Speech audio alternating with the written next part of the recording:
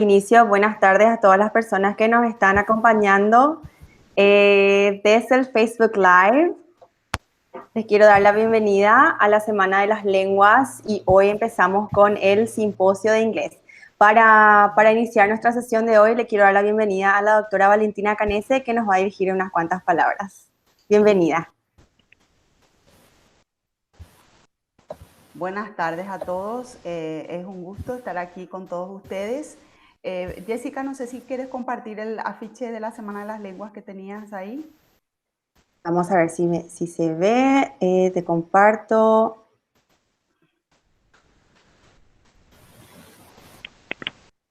Sí, ya estoy compartiendo, me avisan si se ve, por favor.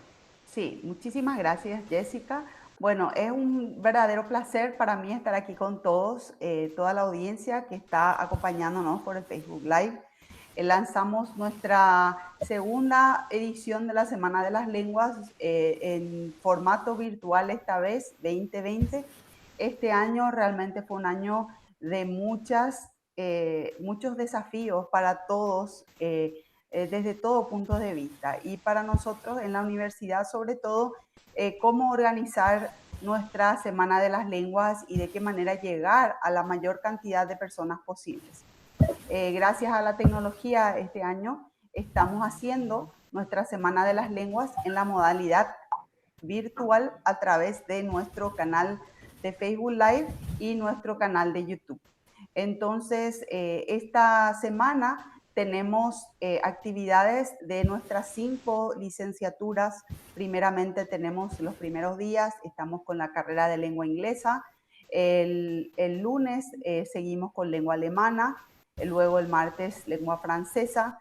El jueves próximo tenemos lengua guaraní y culminamos con lengua portuguesa. Entonces tenemos una semana llena de actividades muy interesantes. Nuestra primera actividad es la que estamos iniciando hoy, que es el simposio de lengua inglesa. Luego en alemán van a estar compartiendo una guía de literatura para leer en alemán para principiantes y estudiantes intermedios, además de las experiencias del curso intensivo de alemán y algunas otras cosas.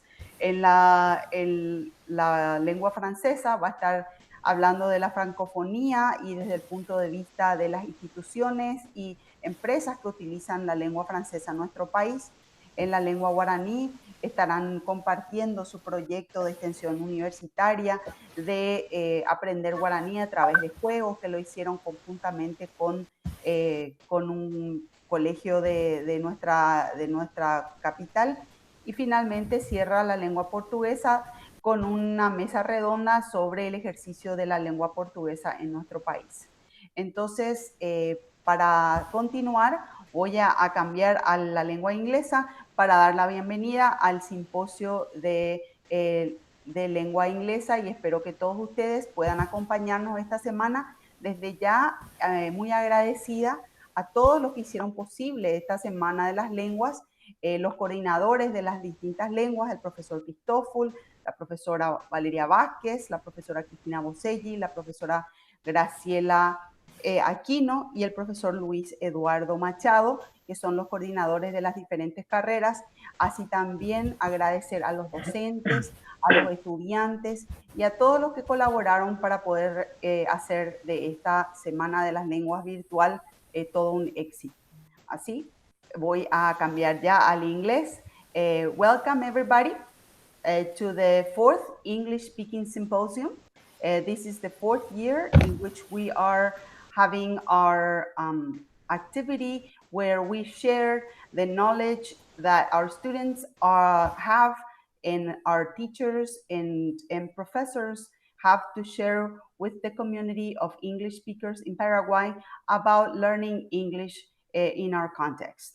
The English Speaking Symposium or the English Language Symposium was conceived to be a space of sharing, a space where both our professors and assistants and students could share with the community some of the knowledge that is being acquired and being exchanged at our institution. This year we had a very special challenge, which was that we were unable to organize our symposium in in-person modality. So we had to switch to a virtual symposium, which presented several challenges. And well, all of our teachers and professors and students, came to the task. And this is how now we have our first virtual English symposium. This year, we have, as always, we have a series of very interesting synchronic conferences that we will have and that Jessica will present later, as well as we have presentations and tutorials and videos that our students, together with their professors, prepared on our YouTube channel. We would like to invite everybody to not only watch these videos and attend these conferences, but to share these with as many people as possible, as many of the people that you know that who can take advantage of these videos and these conferences. We hope to be useful and to be helpful, and we hope that you enjoy the different conferences that we've prepared for you. I would like to close by thanking everyone who participated in the organization of this great event, especially Mr. Christian Cristofo, who is the English language coordinator, who tirelessly has been organizing this event for many, many months. We would like to also thank the tutors, the different professors that have collaborated in the symposium, all of whom have been also tirelessly working with their students to make this event a reality. And last but not least, I would like to also thank all of the students who have been working very hard and have put all their best efforts to bring to you the knowledge that they've been able to compile and the knowledge that they've been able to research in, and all of their creativity and effort to make sure that we are sharing with you our best and most salient work. So welcome everyone again, and thank you very much for being here with us. And I hope you enjoy these 2 days of learning and collaboration.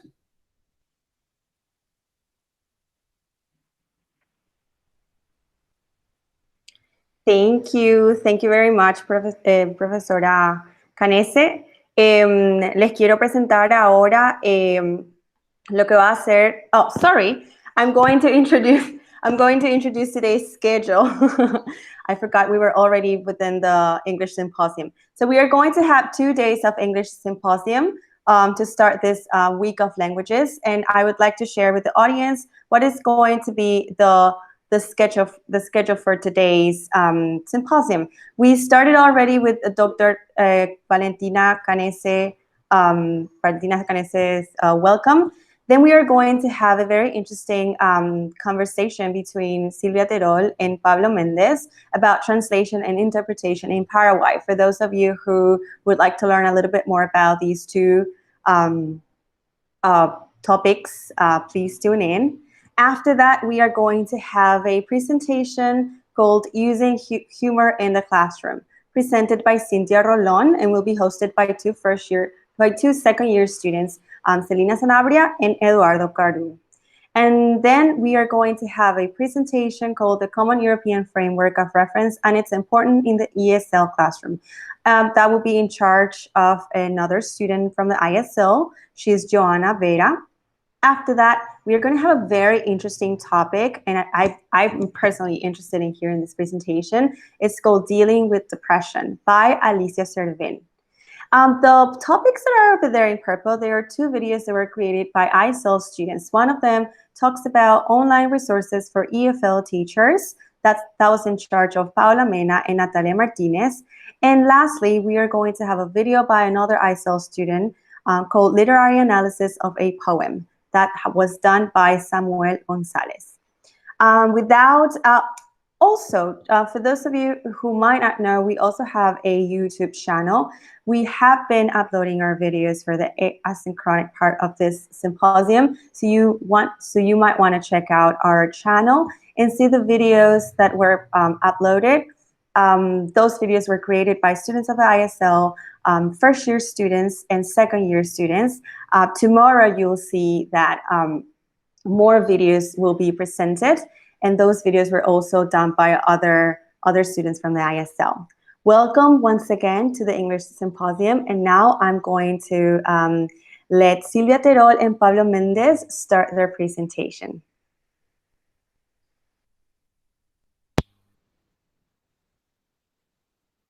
All right, can you hear me? Can you see me?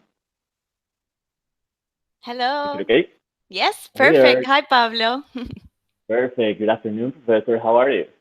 I'm very good. Thank you. Thank you so much for the introduction to Jessica and Professor Canese. And I can't wait to start this. All right. So, as Dr. Canessa was saying, this is the fourth year that we are having this symposium, but I do believe it's the very first time we are actually talking about translation and interpretation. So, for that, we're going to be receiving Professor Silvia Tirol here today. I'm going to be telling you a little bit more about Professor Tirol. She's a lifelong learner, as she herself describes. She's an educator as well as a freelance translator and interpreter, text advisor, and she's currently leading the communications at the Center for Research in Innovation. Is that how you pronounce it? Innovations. Innovation. Oh, sorry, it was typo. Okay. And development at the School of Architecture, Design, and Art, as well as teaching written and oral communication at the ISL of the National University of Asunción, as well as being a former scholar in the US. For the, wait, I don't believe I have it here. What was the program? Um, I'm sorry, Pablo, but I'm having a little bit of trouble listening to what you're saying. I didn't hear the very last part of what you said. I'm trying to Oh, set up my mic to the top, but would you be so kind to repeat that very last part? The question yeah. you have? Can you hear me? Can you hear me now? Yep. Much All right. better. So I was saying that you were also a former scholar in the US, right?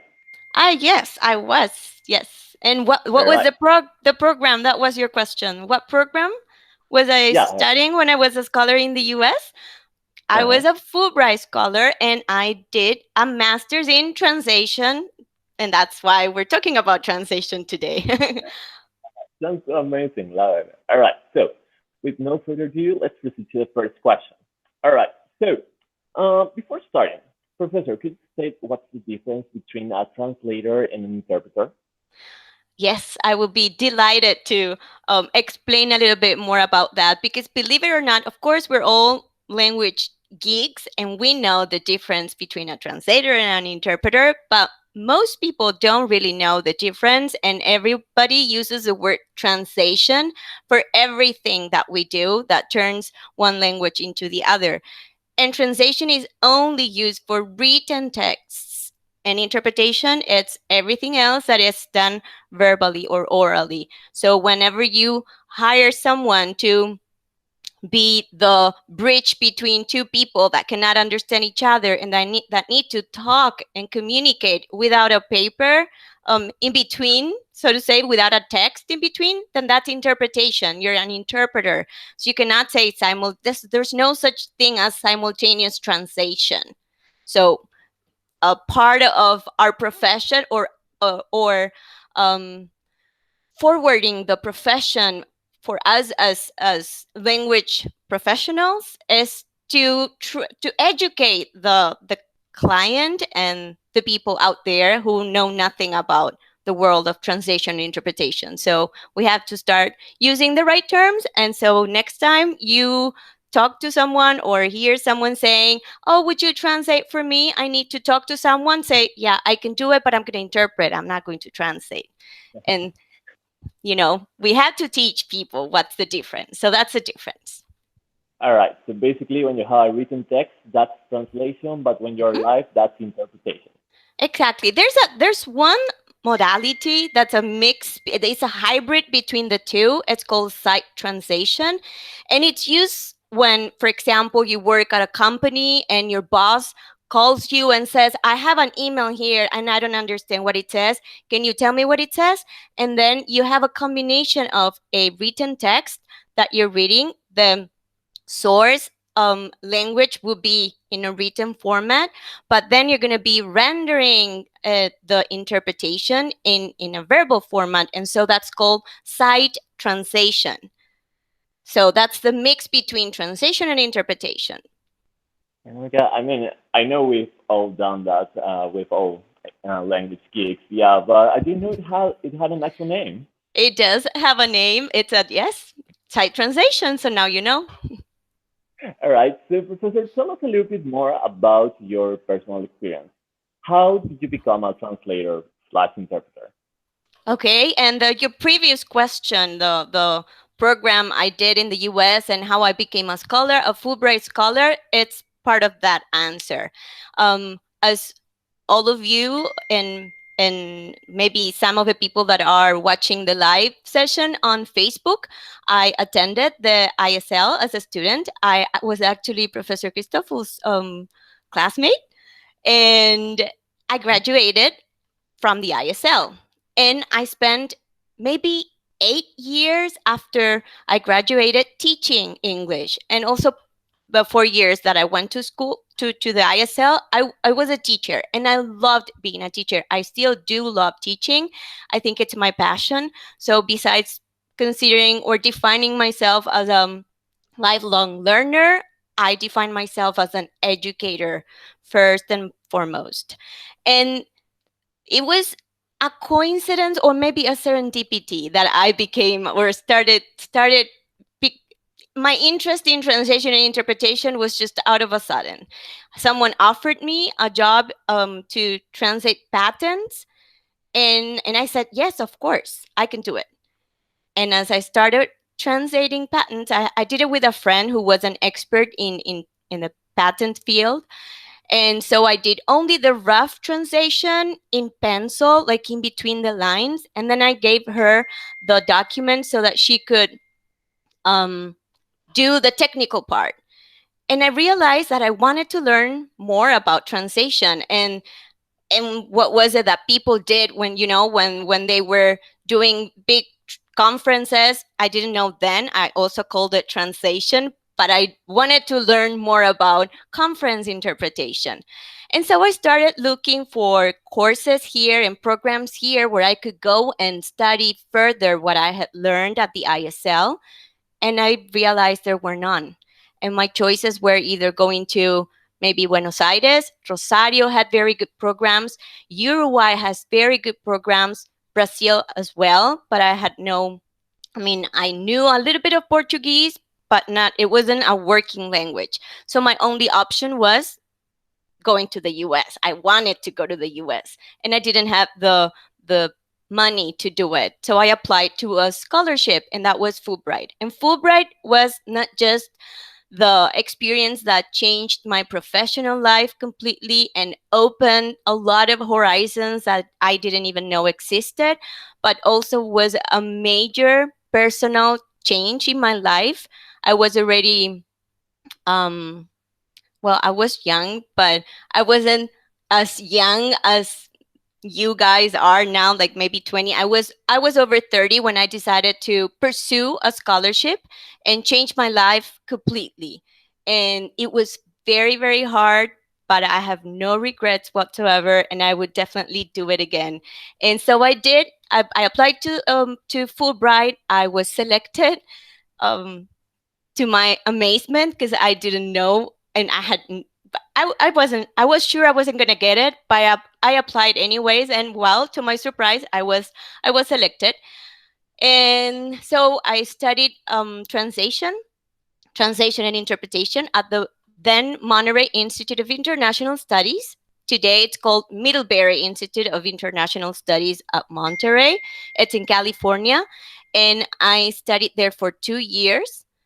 And that also opened a world of possibilities. After I graduated, or even the first summer, while I was doing my master's, I had the chance to do an internship at the PAHO, the Pan American Health Organization, which actually hired me. Now I'm a freelance translator for them. I'm a remote translator, part of their pool of translators. So today I'm translating for the Pan American Health Organization in Washington from Paraguay. So that was one good contact or connection that I made while I was there. And just like that first internship, I also had the chance to do another internship at the UN headquarters in New York, which gave me the possibility to connect Paraguay and all the people interested in translation and interpretation to the world of the UN language examinations, the exams that take place every 4 years or so. And I'm very happy that I was a bridge to connect a lot of people in Paraguay to that opportunity. I think this is the second time, or this year was the second time we put together with the people at the UN here, the Information Resource Center of the UN here in Paraguay. We put together a presentation of how to apply for the language examinations and to take the test to become a UN translator. Not this year, I think they didn't open the call for interpreters, but I know a lot of people, some people that are connected watching the Facebook live, that took the test, the exam this year, and are still waiting for an answer. So maybe there will be Paraguayans and translating at the UN very soon. Let's cross fingers and hope for the best. And then I spent 1 year in Switzerland, working for the World Intellectual Property Organization. I spent 1 year working as a terminology fellow. And so I learned a little bit of everything in the world of translation and interpretation. I learned a lot about translation. I learned a bit about interpreting. And I learned a lot about terminology and project management, which I think gave me a comprehensive idea of what the industry of translation and interpretation is like and should be like. All right. I I have talk two too much, comments. Pablo. If I talk too much, you have to just stop me and, interrupt me and ask another question. No, it's okay. Don't worry. Don't worry. It's perfect. All right. I actually have two comments on that note. The first one, Dr. Canessa just mentioned, just asked you to comment a little bit more about the translation interpretation programs that we have at the ISL. So could you? Yes, I can elaborate about the translation and interpretation program that we have at the ISL, of course. I, from my experience, because I'm from the old school, I had just one class, and maybe Christian Christopher will correct me if I'm wrong. We had just one class, one translation class with our dear late Tonico, who was the eminence of translation here in Paraguay. He was our professor. And so our contact with an experience with the world of translators was very short. But after the reform, the number of hours dedicated to translation interpretation in the ISL program extended quite a lot. And now there's translation classes in the second year, the third year, and the fourth year. There are great professors teaching translation. I had the chance of working with Sharon Weaver, who has been translating and interpreting for a long while, and she's amazing. And I learned a lot about her from her personality. She's an amazing person that knows not a lot about translation itself, but it's happy to share all of the things that she knows. There's also Professor Laura Justice, who is an expert in conference interpretation. I haven't had the pleasure of working with her, but I know she's amazing. I've heard she's amazing at what she does. So those who are her students are lucky to have her. And then we have Professor Antonia. I'm not sure what her last name is, but in the fourth year, she's Professor Antonia. Someone has to help me here. But Professor Antonia is the last year Sorry, I'm so translation sorry there. professor. You'll meet her next year, Mhm. and she's amazing too. Um, I know that each translation professor is incorporating a little bit of interpreting um, components also in the translation program. What we do right now, I'm teaching written and oral communication in the first year. The title of the subject doesn't say translation or interpretation, but since it's written and oral communication and translation is about translation and interpretation is about writing and communicating both in a written format and an oral format. With Professor Jessica Amarilla, we are incorporating foundations, the foundations the students need in order to then build on top. It's like the scaffolding that will help students anchor whatever knowledge and concepts related to translation and interpretation they have in the following year, second, third, and fourth year. Mhm. Professor Canese, According, if you want to jump in and add to what I just said, please, you're more than welcome to do so. oh, she did mention that it's Maria Antonia Campos. Oh yes, Maria Professor Antonia Canete, please go Campos, thank you so much. Yes, I don't want to take out from your very interesting interview, Silvia. So I just want you to continue and go ahead. And I think everybody is enjoying your interview very much. Oh, thank you so much. Thank you, thank you. ahead. I know the question wasn't for me, but you actually won't remember this, but you were my professor a couple of years ago because I took a translation course, Oh, I think, yeah, 2014 at the ISL. Yeah, it was you and Professor Bogda. Could it be? yes, I remember Yeah, but you Professor won't remember. Bogda. Mhm. All right. So, yeah, you were going to say?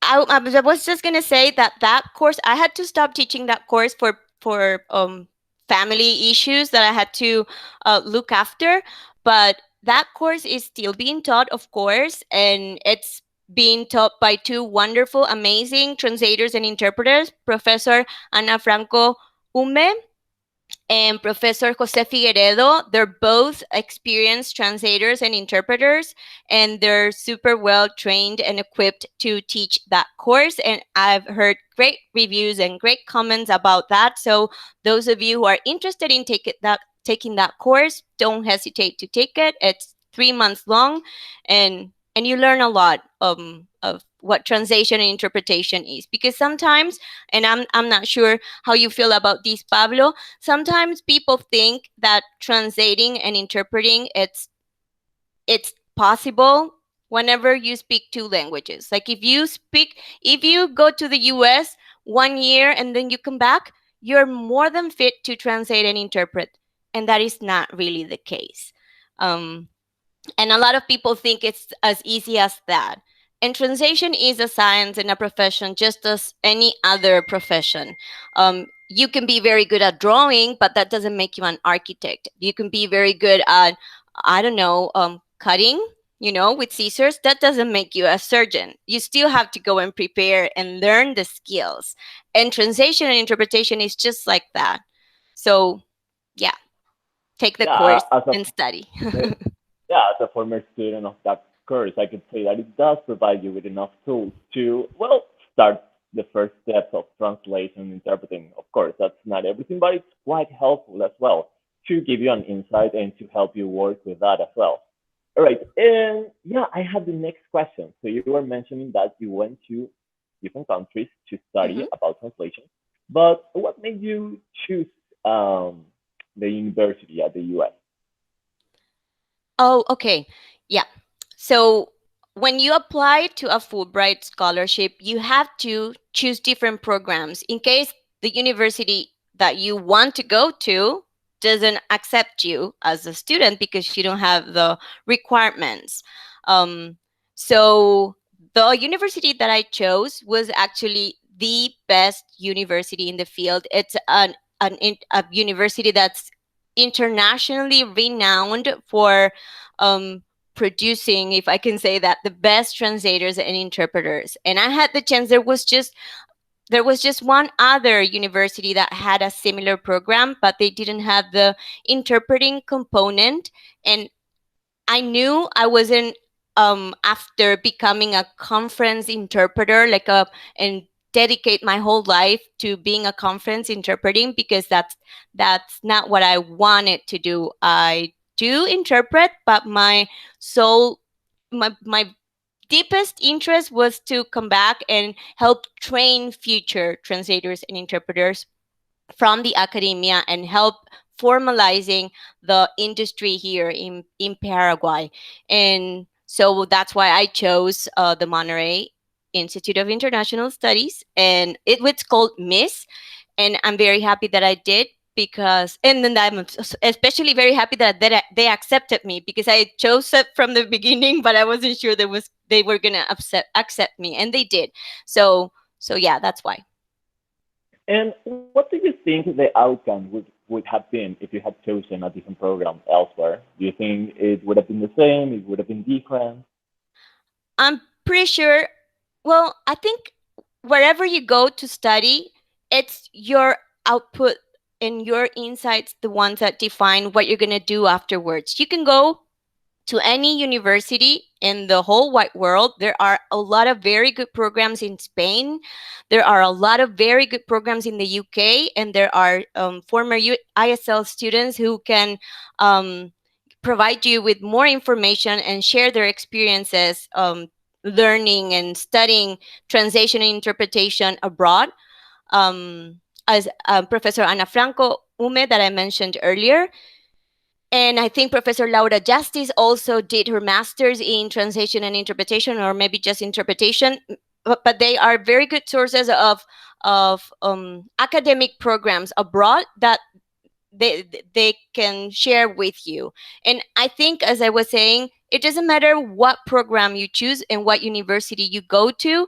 It's up to you to make the most out of what you learn in these places, and especially keep the connection and expand your possibility of bridging opportunities, because as language professionals, translators and interpreters, you are bridges, and we have to try to be bridges, not just in our profession, but also bridges for other people who want to do the same.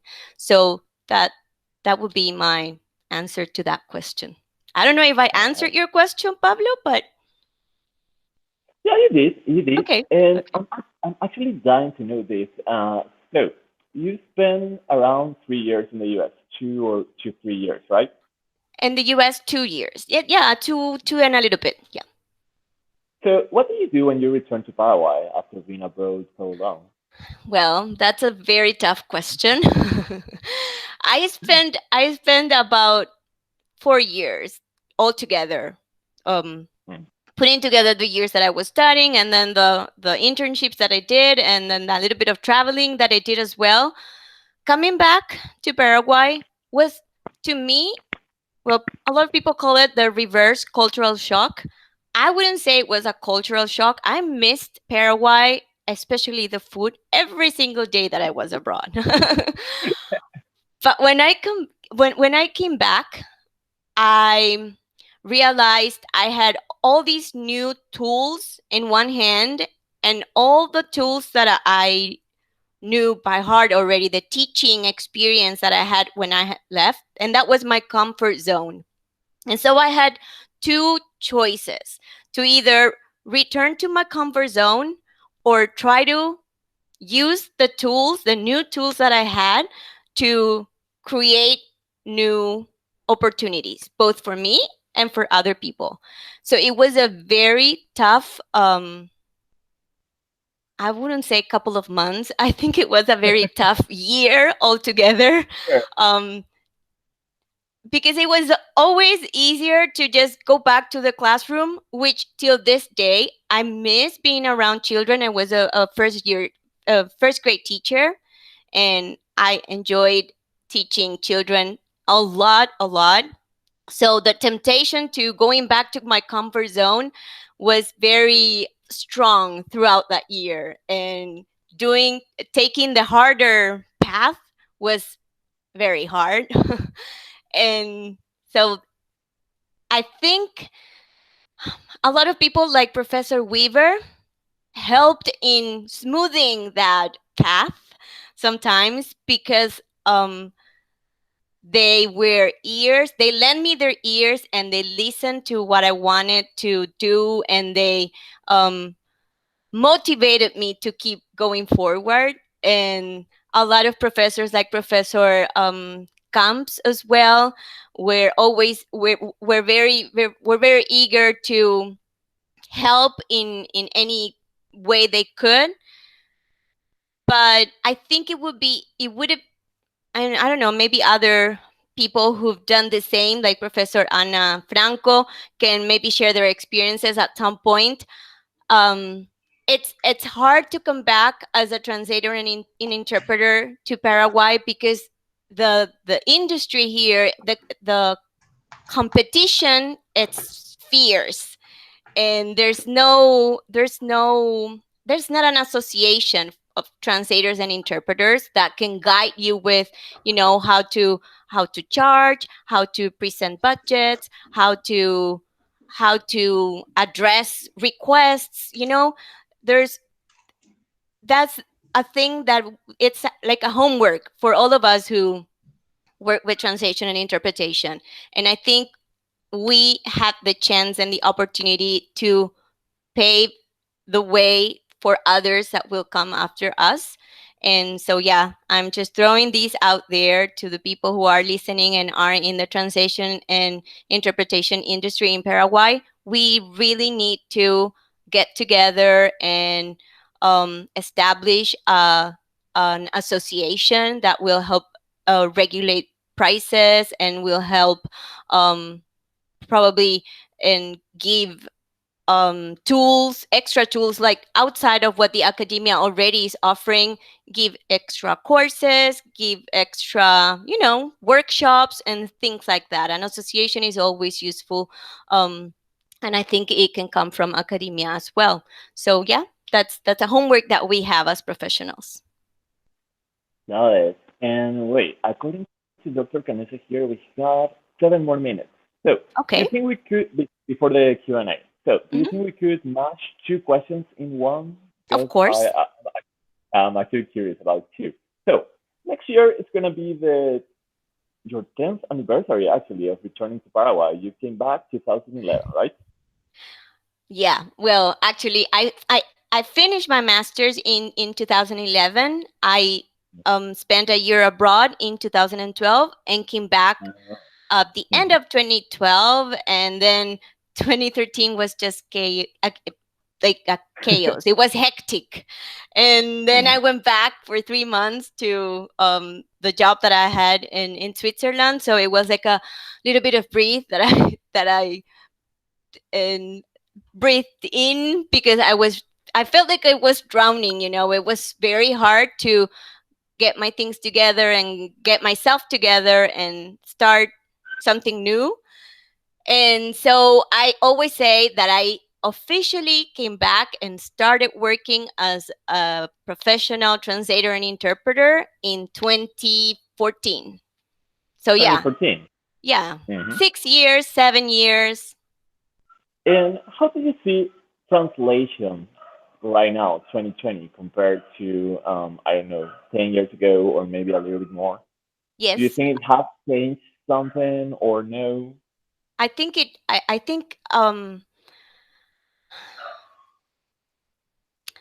language, or well, I'm not very connected to translators and interpreters from other languages, because I don't work with those other languages. I know there's a big community of French language translators and interpreters. Also, Guarani is very strong in the work that they do in translation and interpretation. And from back in 2014 till today, I think the industry, it's growing and growing. And I think the fact that we have more students and more people who are more interested in learning about translation and interpretation and are going abroad to study and then come back to the country, that's helping and changing the industry somehow. And I think even though the process is long and maybe we're doing baby steps, I think maybe 10 years from today, there's going to be a huge difference and the industry will be 10 times bigger and more robust. And maybe, who knows, we'll have an association, as I was saying earlier, and things can just go from there. And it'll we can be one of the best industries and better organized industries in the region and offer something like maybe good academic programs to our neighboring countries. That's what I Could foresee in be, the future. could be, it's kind of a possibility. But in your personal opinion, what's the key of becoming a successful translator? First of all, you have to love languages and you have to be Mm. curious, because if you are not curious enough, the only thing you want to do with a text that you receive for translation is just like run it through Google Translate, do a little, editing or post editing. It's a technical word for what you do with a translation, an automatic translation, and then turn it in, and you'll only be interested in the money that you make. So to be a successful translator and also interpreter, you need to love languages. You need to be very curious in wanting to know and finding the perfect equivalent for the terms and the words and the best idiomatic expressions. You have to know that you have to be invisible as a translator and interpreter. The spotlight is not going to be on you, and you have to be okay with that. And you have to be very good in your mother tongue, because many times we have the misconception that we have to be very good at, in this case, speaking our foreign language, which is English. And you have to be very good. You have to have a comprehension level that will not lead to meaning errors when you translate, but you have to master your mother tongue. And that is something that we as Paraguayans need to learn. Sometimes we love English so much and we love languages so much that we cling to our foreign language and we leave our Spanish behind, our mother tongue behind, and that is not good. You have to love your mother tongue and know it and know the intricacies of the Spanish language and learn to love those intricacies and differentiate what are the intricacies of English compared to Spanish. And you have to love to do that. Because if you don't enjoy doing that, then you're not gonna be a really good. You'll translate, but you won't be the best translator ever, and you'll just you feel frustrated. So yeah, I think those are the key things: love languages, love being curious about languages and contents that you will be translating or interpreting with, and learn to love your mother tongue. Perfect. All right. So it's 5:45 right now, Okay. and we're opening the Q&A section. So if any of you have any questions for Professor Terol, you'll be more than pleased to answer them. Yes, I'd be very happy to answer questions. Hello, everyone. Thank you, Paulo, for such an great questions for Professor Terol. There are actually a couple of questions that came through Facebook. Some of them were asked by ISO students, and some were asked by the audience. And one question that I think is very interesting, and I would like to know as well, is how profitable it is to be a translator, or is it profitable to be a translator? Okay. May I ask, And a translator and an interpreter? okay, because there's a huge difference in one or the other. And of course, they I think it has to do a lot with the personality that you have. Like you can enjoy interpreting, but you are very shy and you're rather an introvert. You're not going to maybe enjoy exposing yourself to a big audience, but you'll rather work behind the computer or a screen to translate, and you can be in your PJs. So they're super connected, but they're also very different, both worlds, translating and interpreting. And I would say, in terms of money, interpreting is way more profitable than translating. It pays better, and but it's way harder in terms of the effort, the mental effort that you do. I'm not saying, please don't get me wrong, that translating is easier than interpreting, because it's different and maybe easier in a different way. It's like comparing apples and oranges sometimes. You have to be very detail oriented when you're translating, and when you're interpreting, you cannot be detail oriented, because if you are, then you miss the ideas. You get stuck in a word when the speaker is already, the speaker's not going to wait for you. The speaker's going to talk, so you have to go and, just get out of the way, get problems out of the way, and keep interpreting. And so, and this has nothing to do with profitability, but I'm I describe myself. I used to be a perfectionist. I'm trying not to be a perfectionist anymore. So I like defining myself as a detail oriented person. So I tend to use interpreting as a therapy because, when you're interpreting, if you realize that you said something that was not perfect, well, you said it already. You have to let it go, and you have to be okay with that. You cannot bring your words back. But for when you're translating, you have the chance to find the perfect equivalent, and so that takes the time that you invest in those two things is different, and the money that you get for those two things is different as well. Now, if I have to be honest, I believe the industry here doesn't value translators as much as they should.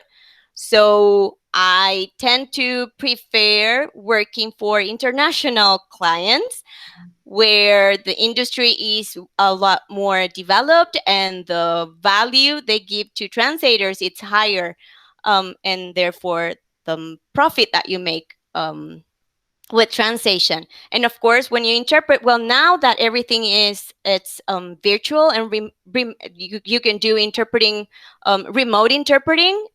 Of course, you can be interpreting for someone in London or in Geneva, and you're here in Paraguay.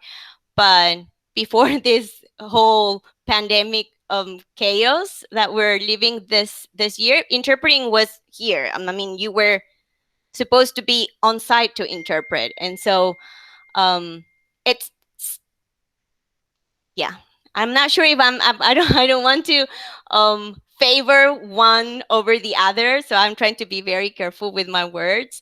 But yeah, I think it is profitable. I would say, if you know how to get the good clients, you can you can have a very good life working as a freelance translator and interpreter. That's very important.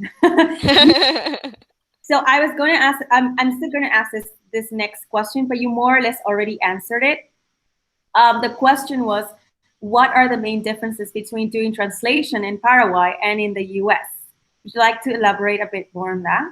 Yeah, of course. It's and the difference is huge. Like in the US, there's already professional setup, so that you will never translate into your B language. And I was saying before, your A language is your mother tongue, your B language is the foreign language that you speak. And so you will never translate into your B language. You're always translating into your A language, always. So there are agencies that hire you, and you are part of a big pool of translators from all over the world. And there are softwares, in translation management softwares, and also translation softwares, translation project, translation, translation project softwares, where you just receive for example, one of the clients that I have, they send me the text in the software. All I do is signing. The text is already there, parsed into chunks, into segments, they call them. And you have the target, the source text on one side, and the target space on the other, all segmented. I just, translate, and that's it. Another professional, professional, is in charge of editing, revising your translation.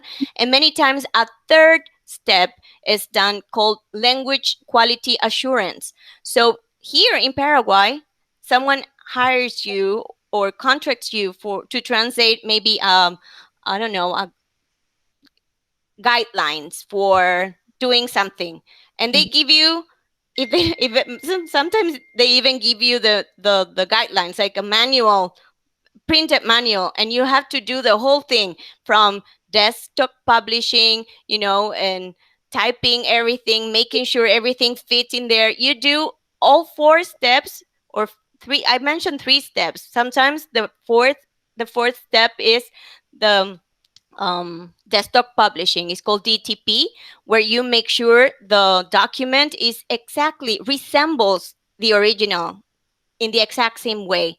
And you, as a translator here, have to do all four.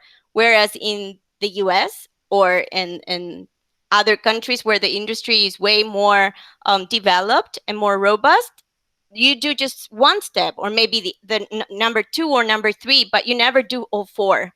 So that's a big difference between our small baby industry and the big industries out there. Mhm. I see. It sounds like a very interesting field of work It from what is. you're describing. And I think the most interesting thing is that we still have a long way to go, and we have a lot of work in building that path towards um, having a robust industry. And I think we have the people, we have the tools. We just need to get together and start building. What do you think? So we still have a little bit of time, and I'm very curious to know about this. Maybe it's not on you to decide, but now that you're mentioning, okay, we have the people and we just need to get together and do it, what do you think would be the steps to follow in order for us to start building that robust, in order to Industry. this more robust industry? Yes. Well, certainly, the academia has to play a very important role in doing this, and the more we increase our programs and focus our programs on translation and interpretation, the more professionals we'll have, and the more the people that work with languages will know about the profession. So training, it's paramount. And we already are on that path, so that's good. Then the other part is policies, like public policies. If we as professionals get together and help formalize the profession, as I'm reading, there are professors also connected on the Facebook the Facebook live session. It would be great to, for us to get together and start drafting what we want the profession to be like and how we want to formalize the profession. And we don't have to discover the wheel to do that. There are language associations, translator and interpreters associations in Argentina that will be willing to, help us replicate the model here. Uruguay, as I said earlier, has a wonderful environment in the whole translation and interpretation industry. We could, contact them. It's a matter of working together, contacting, helping each other, and just, doing, putting things into action. Yeah, of course.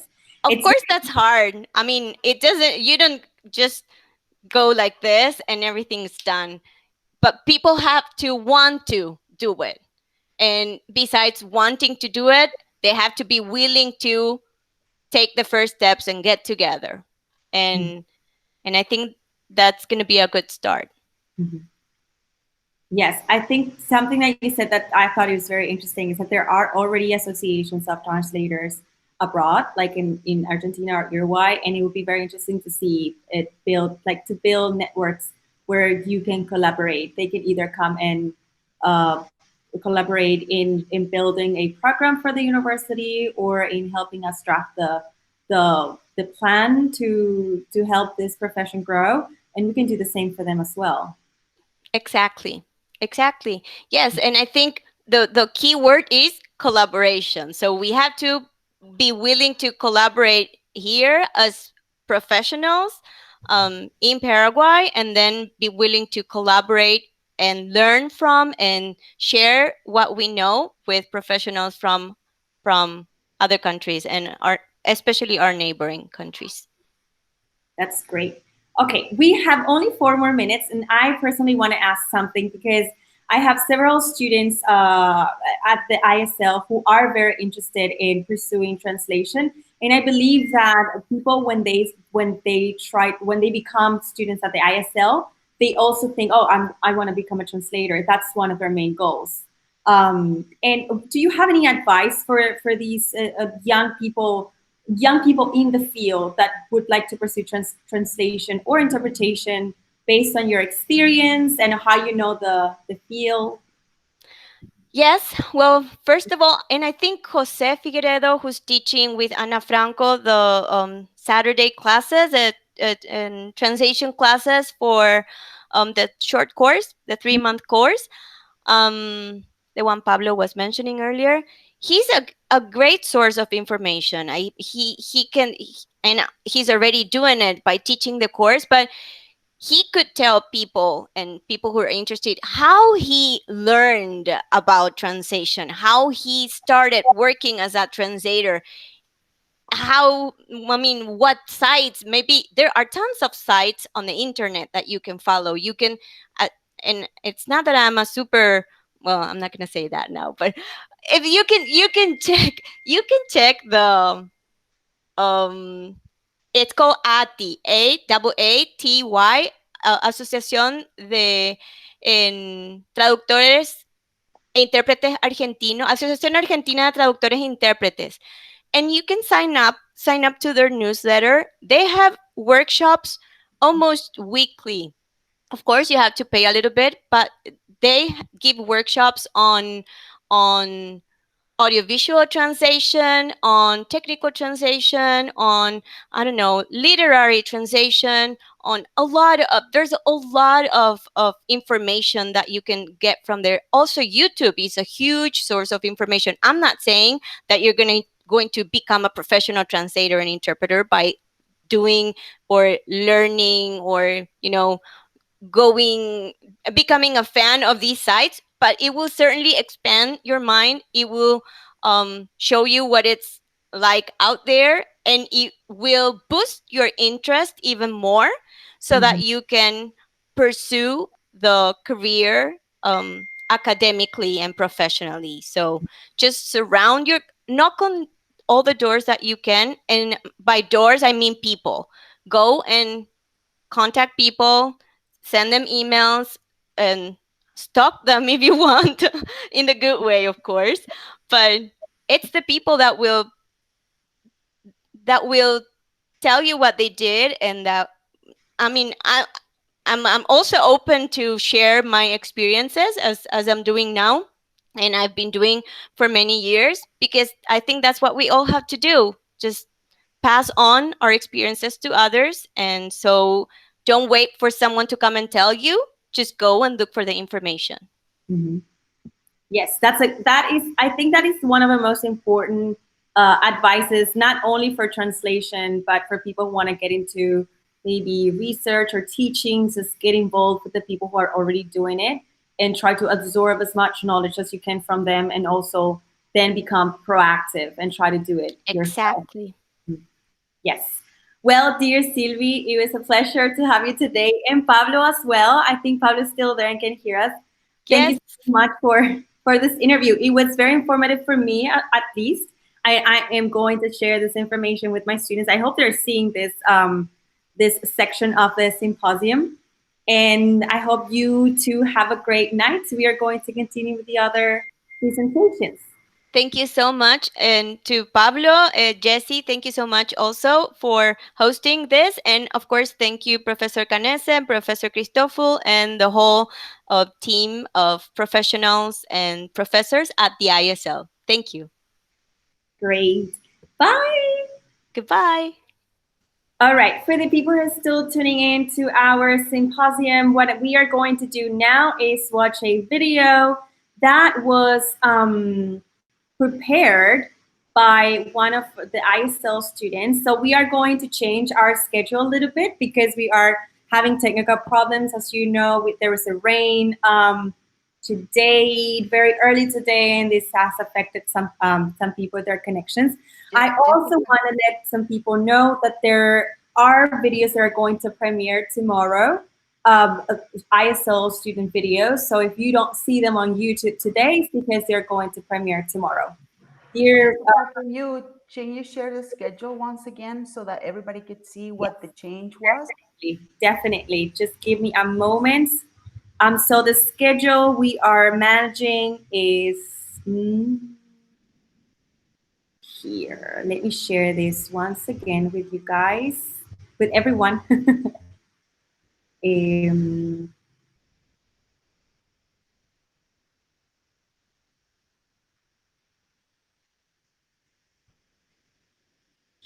I hope you can see it. You can see it, please let me know. Yes, Jessica, we can see it. Super. So we have finished Silvia Terol's presentation, which was hosted by Pablo Mendez, who's a current ISL student. We are going to jump just for now, to the literary analysis of a poem by Samuel Gonzalez. And when we are done with that video, we are going to start with probably using humor in a classroom. We'll see if our speaker can get connected. If not, we are going to go over the Common European Framework of Reference and its importance in the ESL classroom by Joanna Vera. Give me a moment. I'm going to share now Samuel's video.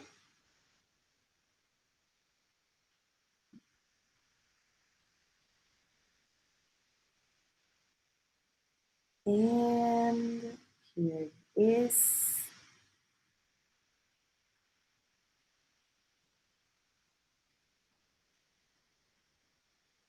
Now.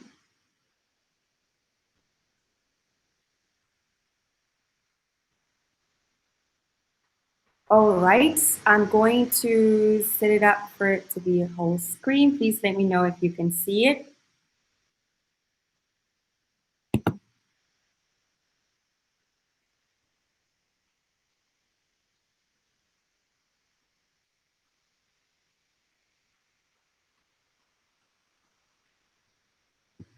And let's see. Good evening, ladies and gentlemen. This is Samuel Augusto Gonzalez, who is going to read the poem, the original poem composed by him, named Song to the Four Seasons.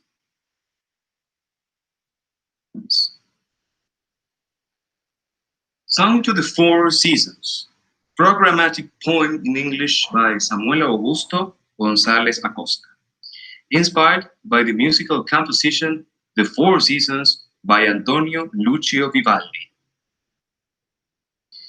The Four Seasons, how many wonders they give in an ideal place for the mind. Like a Picasso of words, a poet can draw the portrait most beautiful to find. While the eyes are closed, like a coal fire about to glow, a dream is neatly born. This is the world of seasons, the realm of flowers, the kingdom of a godlike horn. All green, all pretty are there, for living eternally lively, without passing away. The spring, which is start by the great sphere of life, is a princess of one way, either in the rainforest or in the wild. Again, everyone.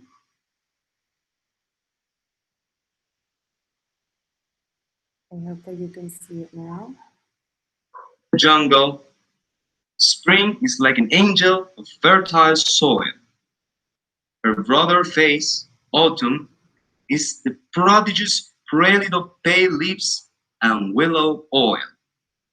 After this one, brother winter arrives and begins his concerto of windy violins.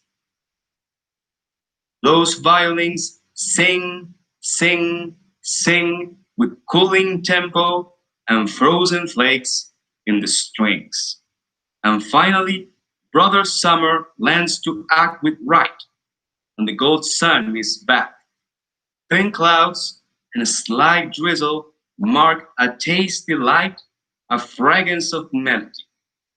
The three brothers, along with the dancing spring sister, lie on the same land. They can be seen in the passage of tranquility, covered by fruits, birds, and trees, laughing of days and crying of nights, all is seen by little dragonflies and bees. This is my little symphony of devices composed in the canvas of nature's face. When poetry is shining, a constellation of smiles indicate that art leaves a trace. End of the poem. And now, an analysis.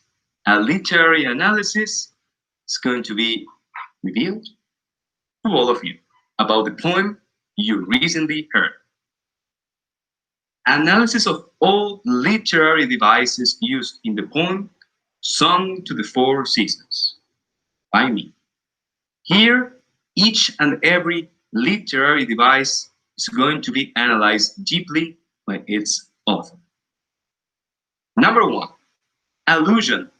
A Picasso of words means that the poet is not merely trying to write something beautiful on the text. As the very name of the poem explains, this is a song with programmatic intentions in its own art. Its main goal is to transmit a mental image, like a canvas of words or a literary score. Number two, oxymoron. Cold fire refers in the poem that the dream which inspired the piece is in its starting point. It is preparing to amaze and to be enjoyed by the dreamer. This device can be compared to a light emerging from the dark. Number three, euphemism. Without passing away, is easily explained as a softer manner of saying without dying. And in the poem, in the context of a dream represented as an ideal world of four seasons, immortality of nature is expressed through the usage of this specific device, an endless and infinite beauty. Number four, dysphemism. The great sphere of life refers to the sun, the center around which all kinds of possible life grow and develop successfully. By the way, these dysphemisms are quite similar to euphemisms, but their usage is different. The first ones are utilized in literature as an ingenious alternative naming. Number five, simile. Spring is like an angel of fertile soil. It's a carefully designed option for a comparison between that season of the year with a spiritual entity. Fertile soil and the bursting of an amazing diversity of flowers is the result of a uniquely positive effect on nature. In this case, just like a blessing provided by heaven in the terms of what these words convey. Number six, alliteration, a prodigious prelude of bay leaves and willow oil is one of the most elaborated parts of the poem due to alliteration, the employment of the same letter in a certain number of words in a sentence, and each one of those words has its meaning in order to render an idea of how a forest is like during fall or autumn. Prodigious, a synonym of marvelous. Prelude, it is the beginning of cool temperatures, anticipating what the cold of winter will be like in 2 or 3 months later. And pale, in reference to the leaves of trees, which fall down to the ground during most of autumn days. Lastly, willow oil is an equivalent expression of the essence, the core of this type of trees, which are particularly located in cold places or temperate forests. Number 7, metaphor. Brother Winter arrives and begins his concerto of windy violins is another well-written metaphor in which Winter is depicted as a musician, more precisely as a conductor of an orchestra of winds. He starts to make melodies, rhythms, and harmonies with the typical gusts of wind that are predominant in the coldest season of the year. The goal of a metaphor is to label a thing with the name of another thing, purely beautiful. Number 8, tautology or repetition. Those violins sing, sing, and sing means a continuation of the effect produced by the previous literary device through tautology or repetition. Once the conductor, Brother Winter, begins his concerto, the violins, the winds start sounding, and the emphasis placed on the word sing is wonderful, to the point of increasing its beauty and valuing the poem instead of diminishing it. Wind is music, and nature hears it. Number 9, synesthesia. A tasty light, a fragrance of melody. It's a perfect example of how human senses can be combined in an outstanding myriad of ways, to the extent of making poetry easier than most poets usually consider it is. In the first phrase, a tasty light refers to the first natural consequence that Brother Summer brings with his action, a light so beneficial to the word that it is sweeter than other sources of the same energy. Then, the second phrase, a fragrance of melody, indicates that the smell that can be perceived up in the air is so pleasant that it can be heard too, as if the very molecules of that fragrant air could even be visualized as musical notes and chords in a piece of music that enchants anyone of mere and exultant joy. Number 10, kenning, ancient literary device. This type of metaphoric periphrasis comes from many centuries ago, having been used in the epic poem Beowulf, and in the song to the four seasons. This resource was resurrected under the words a passage of tranquility, in direct reference to the forest, a magical inspiration for several poets of distinct eras of human history, along with the sea, which, by the way, is referred to in Beowulf as the path of swans, and in the realm of the skies, a very fine idea for poetry. Number 11, personification. The sentence, laughing of days and crying of nights, all is seen by little dragonflies and bees, means that both days and nights have visible feelings in the poem. And that is why days laugh and nights cry. Both are given emotions.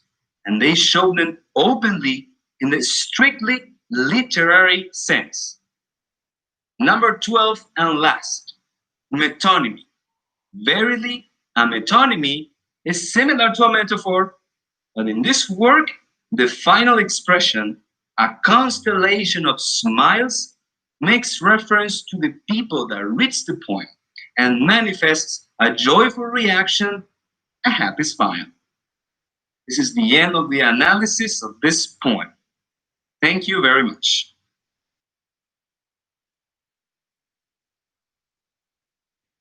All right, thank you. We are going to start sharing now. That was great. Now, I would like to thank Samuel, if he's watching, for such an incredible analysis. And I would like to welcome Joanna Vera, which is going to present today. Joanna is going to. Hi, Joanna. Hello, how is it going? Nice to see you. Nice to meet you. And now, Joanna, please let me know if you can share your screen. If you have any issues with that. I think I can. Hang on, let me see. Okay. For the people who are joining us on Facebook Live, Joanna is going to present the Common European Framework of Reference and its importance in the ESL classroom.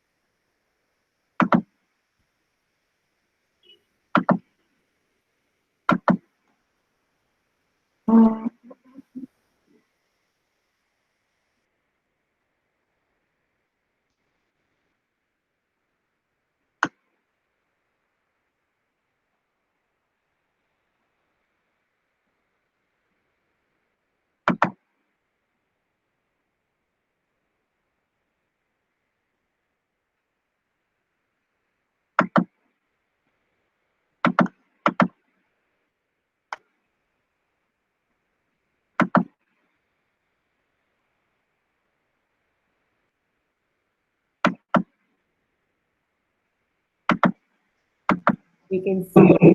Great. Joanna, can you pin the presentation? Can you see the presentation? No, we can see the screen where you are talking, so we can't see the. We can see the presentation. Perfect. Okay, let me pin it because it's not pinned yet.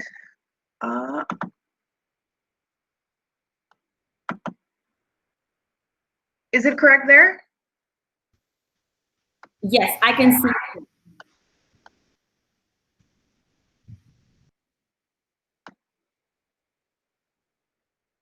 Okay, I can't see you, but if you can see me, it's fine.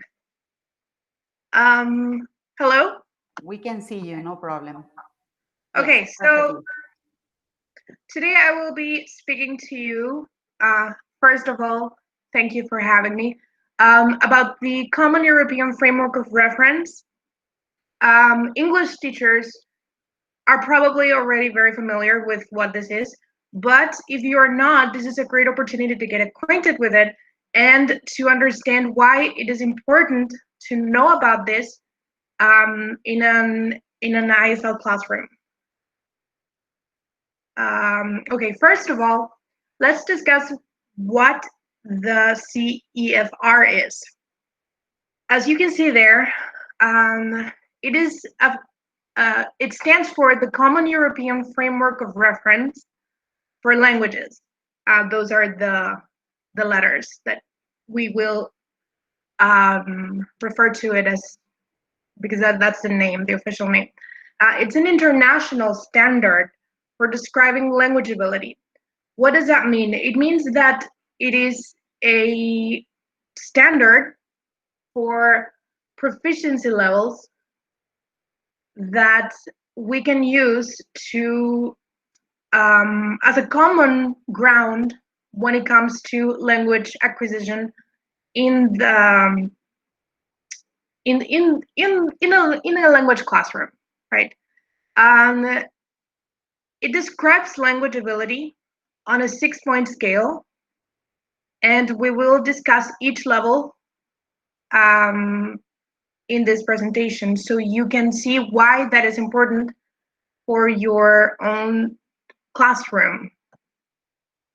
Here you can see the 6 levels and the names, the nomenclature that each level is given, so you can reference quickly and immediately know which level your student is and which activities are ideal for them to take advantage of your lessons. It starts with, like, as you can see in the screen, 3 letters, A, B, C, and each level is also subdivided with numbers. A1 is the super basic beginner level. It is a student who does not know any vocabulary of English, who can like barely communicate in another language that is not their own. A2 is a little bit higher, has a little more vocabulary already, has a little more grasp of the language that they are studying as a second language or a third language even. And then we have the independent speaker levels, B1 and B2. These are speakers that are very well versed already in conversation, day-to-day conversation, and they can read not very technical texts yet, but they can understand what they're reading. And then we have the proficient level speakers, which are C1 and C2, which the C2 is like the ultimate level. When it comes to language acquisition, they already speak as a native speaker, right? A brief history of the CEFR. It's the result of several studies and research that was done starting in the 70s and beyond, and it was published in 2001 as the direct outcome of discussions and meetings and consultations which took place in over a decade. And in the next slides we will see a little bit of a timeline for how it started. And it's important to mention that this system was established according to the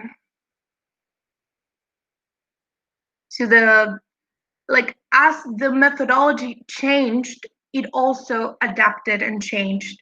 And right now the top, okay, well, I'm getting a little bit ahead of myself. We'll discuss that later. Okay, so in the 60s and 70s, that was like the background information. And then in the 80s, the communicative approach began in classrooms, and the attitudes toward language learning and assessment began to change from what happened before. A lot of emphasis was placed on productive skills, and we will see why that is important in a minute. And in the 90s, we had the development of the framework and a period of convergence. What does that mean? That all the information was compiled. And this is why in the 2000, like in 2001, actually, the Common European Framework of References was published, and it has not gone through many changes since then. But the beauty of the system is that it does allow for improvement when you see it, because it's kind of flexible according to the context in which language is being taught. This is also a particularity of the system, is that you can alter it, you can adapt it to suit the needs of your students and to suit the resources that you have at your disposal. This is something that you can change. The system provides like an understanding of the theory of how language is acquired and applied directly inside the classroom.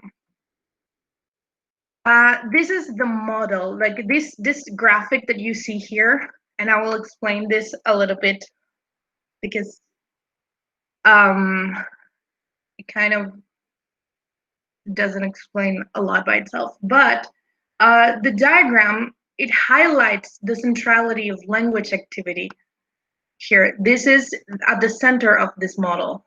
Language activity, what does that mean? That the observable performance on a speaking, writing, reading, or listening task is essential for this model to work. It allows for the teachers to give useful feedback to the students. That means that it is activity-based. The system is activity-based. And right now, if you ever, like in the past 2 decades, if you've ever been inside a classroom, a language classroom, you are probably familiar with the type of activities that are centered in this model. The idea is that behind these activities, the students begin to learn and to form strategies and processes and knowledge in their own heads to make the communication process as automatic and as authentic as possible.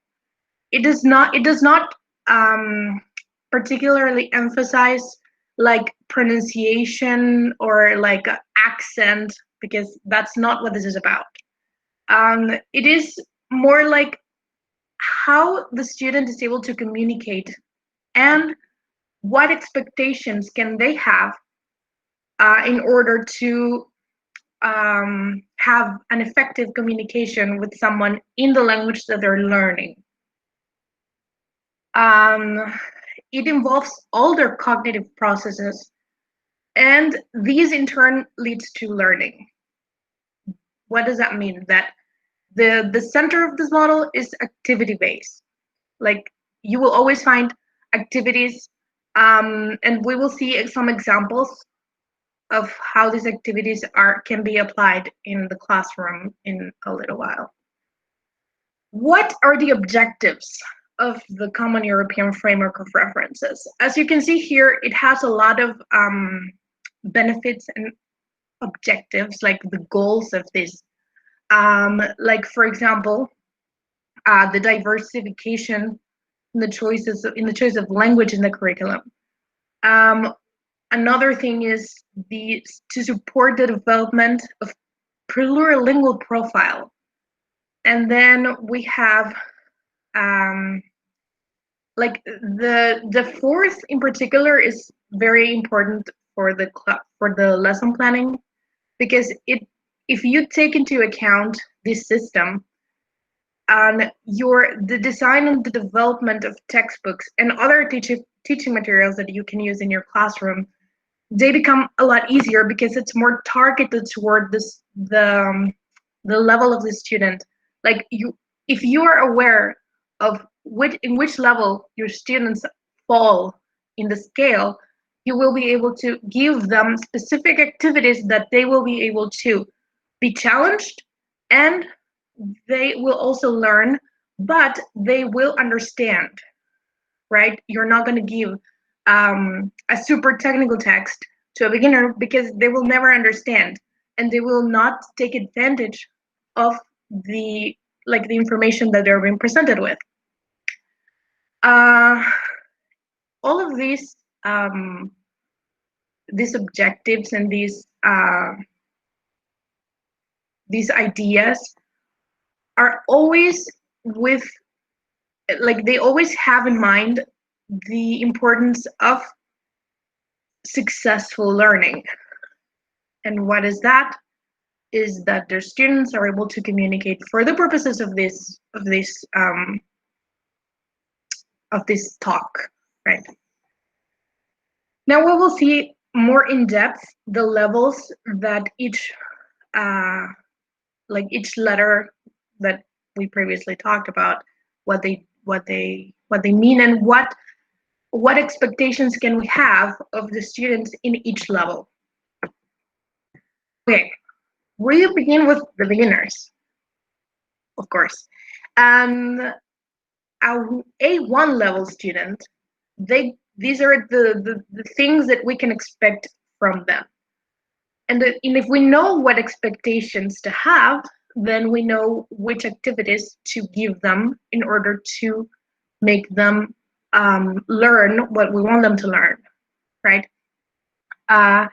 They can understand and use familiar everyday expressions and very basic phrases aimed at the satisfaction of needs of a concrete type. They can, like as I mentioned before, they can understand hello, my name is, those typical phrases in the beginners books that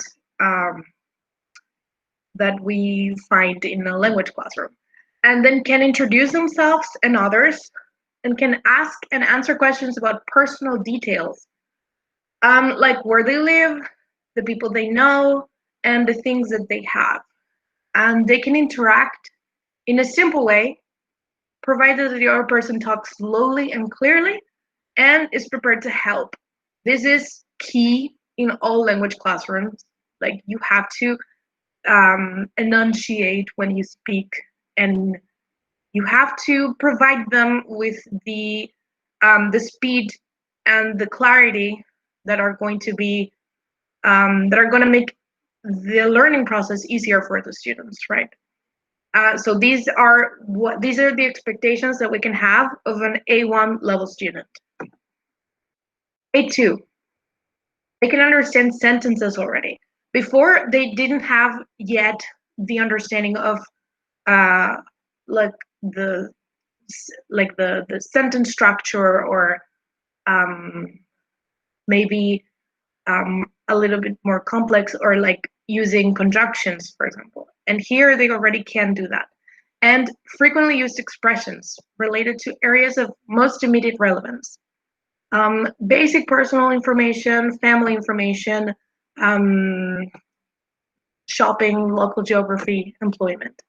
This is why in those in the textbooks that we currently have available, these are always the type of vocabulary that they are taught in the basic levels, like how to get to places, the family members, all those things that are already in the book. And if you don't have a book, these are the type of things that you can present your students, and they will still be in doing appropriate activities for the level that they are.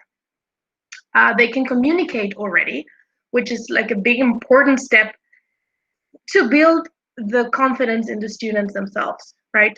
They can communicate in simple and routine tasks requiring a simple and direct exchange of information on familiar and routine matters. They may not be able to to answer a question about, I don't know, what happened yesterday, or something that requires a little more grammatical knowledge, maybe, but they will understand basic exchange of information. Like, how are you doing? Oh, I feel fine, for example. That type of interaction is already, they're already familiar with it. And then can describe in simple terms aspect of their background, immediate environment, and matters in areas of immediate need. All of this to say that they can already have a successful communication, a successful conversation in which information is exchanged and in which they receive information, and they can process that already. Maybe it won't be perfect. There will be pronunciation errors, or there will be some sentence structure confusion, but they already are beginning to have that foundation in order to build more complex conversations. And now we have the intermediate levels. And a B1 level student, They can understand the main points of clear standard input on familiar matters regularly encountered in work, school, leisure, etc. They can have a more I don't want to say complex conversation, but they are already they feel confident enough to speak with words that were not prompted, for example. Like, you don't have to feed them words in order for them to create or to produce their own information on what you're asked. They can deal with most situations. For example, while they're traveling in an area where the language is spoken. This is like where the student will feel confident already to go, for example, in an English-speaking country, and they can ask for things, they can ask for directions, and they feel confident that they will understand the information that they're receiving. They can produce simple connected text on topics which are familiar or of personal interest. Again, with the familiarity, they maybe a B1 level student is not yet a good candidate to receive information unfamiliar to them. But they can already produce texts that are a little more complicated than before. They can describe experiences and events, dreams and hopes and ambitions, and briefly give reasons and explanations for opinions and plans. What does that mean? This particular item means that the students are already familiar with abstract vocabulary, like emotions and maybe things that they cannot touch, right? And this gives them already a more complex understanding of the language that they're learning. B2 level students, they can understand the main ideas of complex texts, and both on concrete and abstract topics, including technical discussions in their field of specialization. Obviously, a child is not going to have a field of specialization yet, right? But they can understand abstract things already.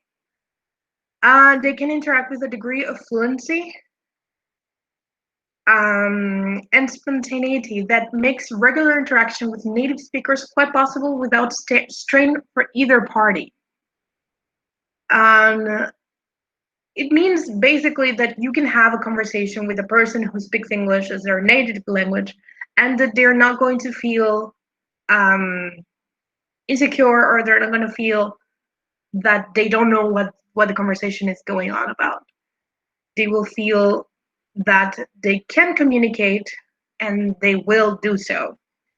They can produce clear, detailed text on a wide range of subjects and explain a viewpoint on a topical issue, giving the advantages and disadvantages of various options, meaning that they can already process abstract, again with the abstract thing, but they can process abstract information, or they can extrapolate things. Like, for example, you give them a text, and they can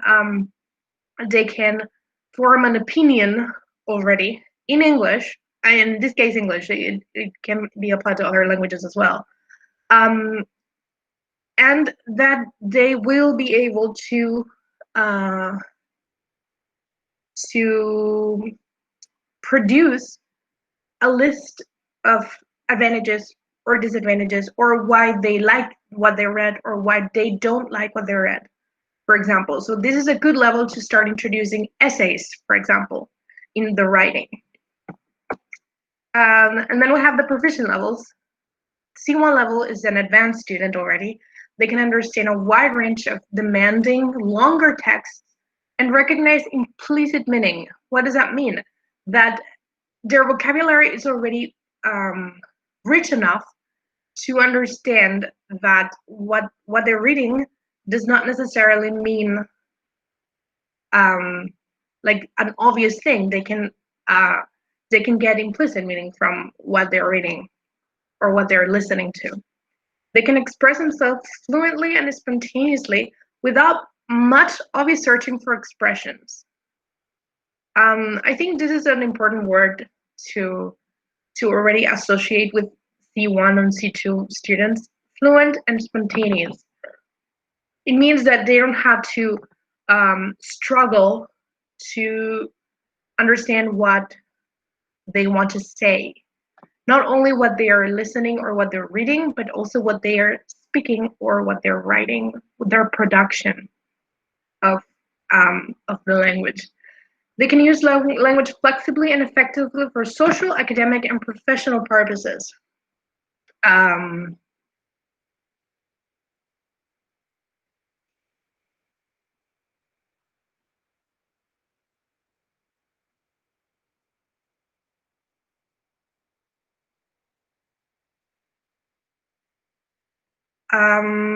And then we can produce,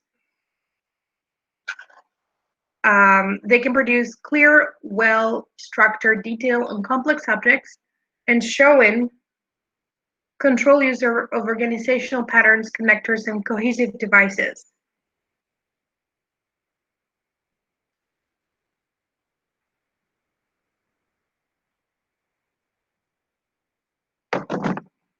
And then we have the C2 level students. They can understand with ease virtually everything they hear or they read. With ease, that is the key word here. They don't struggle at all anymore. They can understand exactly the intention of the speaker or the author of the material that they're reading. They can summarize information from different spoken and written sources, reconstructing arguments and accounts in a coherent presentation. They can express themselves spontaneously, again with that word, and very fluently and precisely, differentiating finer shades of meaning, even in more complex situations. This is why the C1 and C2 levels, they are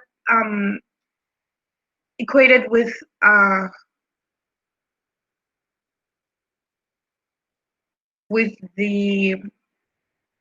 native speakers already.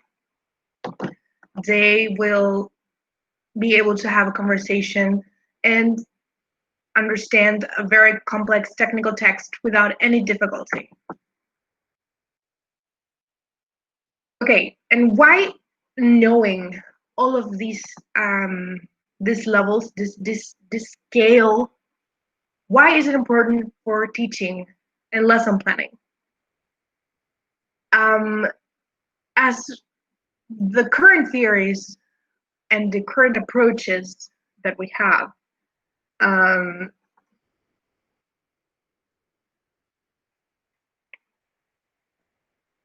state, language teaching is most successful when it focuses on useful outcomes of language learning.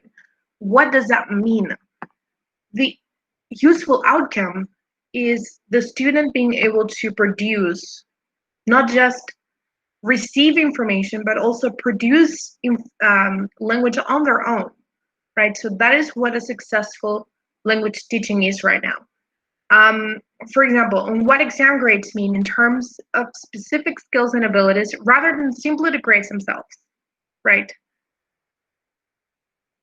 And linking teaching to the CEFR is a very effective way of achieving this result.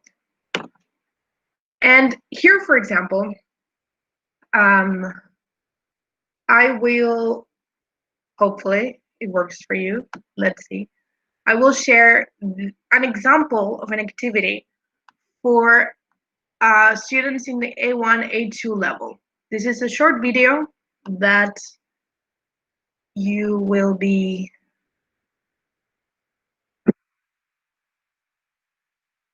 doesn't have sound. So we can see already the type of questions that they're asked and the matching of the answers. Of course, this video is sharing a little faster, but these are the type of activities that you can do for A1, A2 student, right? Later, like at the end of the video, I will share the website where this activity was taken from, and you will be able to use them or similar activities for your own classrooms, and it's going to be much easier because there are literally hundreds and hundreds of example activities that you can use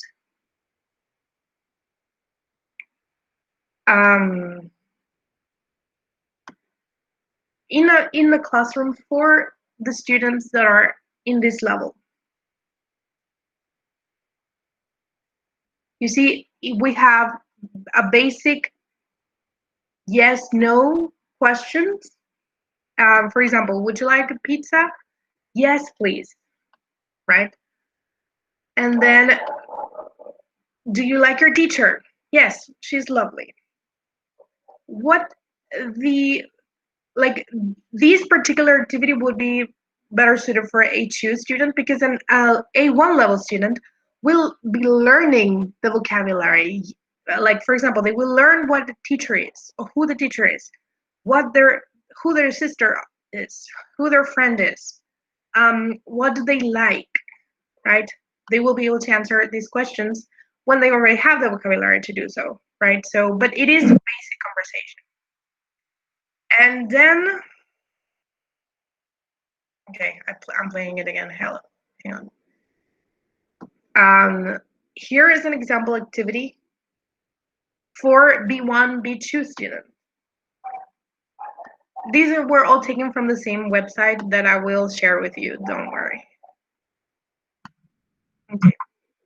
Again, it doesn't have any videos, but you can see it is a preposition activity, which are the bane of the existence of many students, right? So they get the options there. Again, this is going faster than probably a student will do it, but you can see the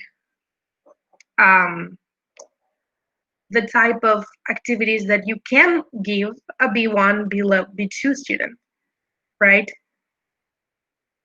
And here, for example,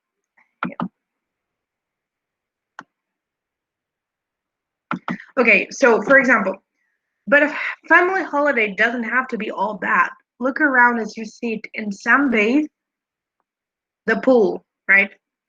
So here, when they click on this option, these are all online activities, but you can also adapt them to do them in classroom on a piece of paper or something like that. This is just to give you an idea of what type of activities are appropriate for this level of students. And then you have there they have the options. They don't even have to write. They just choose the answer. And now we have the example activity for C1, C2 level students.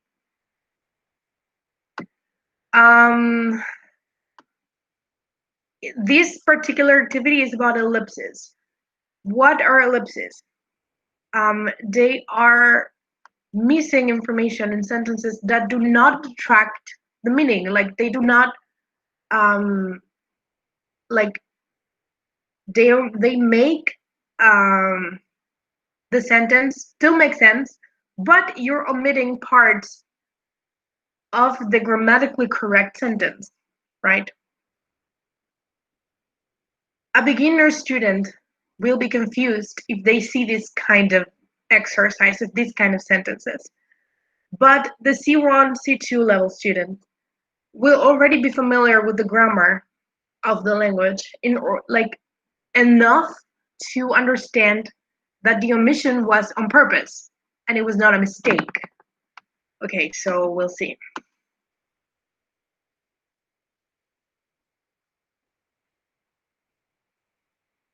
As you can see, the sentences below are examples of ellipses, and that's when we leave out words when we speak, but the sentence still makes sense for a native speaker. And here they have to choose which parts of the speech are missing from these sentences. And the first sentence, I'll just like I will just read that one. Been on a nice friend recently? That is a grammatically incorrect sentence, but a native speaker will talk like that and they will understand when you ask them that way, even though it will be confusing for a beginner. And then you have here the option to choose which is missing: the article, the auxiliary and verb, the subject, or the subject. The same is like for all the sentences. And here you can see, okay, I'm pausing the video so you can see which parts of the speech are missing from each of these sentences, right? And this is a phenomenon. This is like an ellipsis. It's something that happens for fluent speakers. Okay, I restarted the video.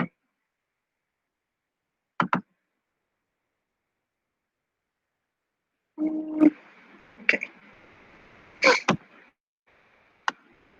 And then we have a brief explanation there. In English, when we speak, we sometimes leave articles, a and the, auxiliary verbs, have, do, etc., and subject pronouns, I, you, etc., obviously according to the context of the conversation, and it will not be a common occurrence, right? We know that. But the student might not be familiar with that, right? So this is a good activity for students in this level. And then the next slide is also the same thing. More sentences. They have to choose again the same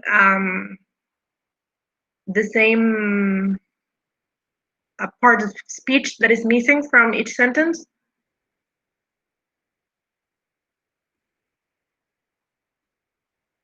And after, they get the option to review. For example, if they made a mistake, they can review the answer. And this is different, right?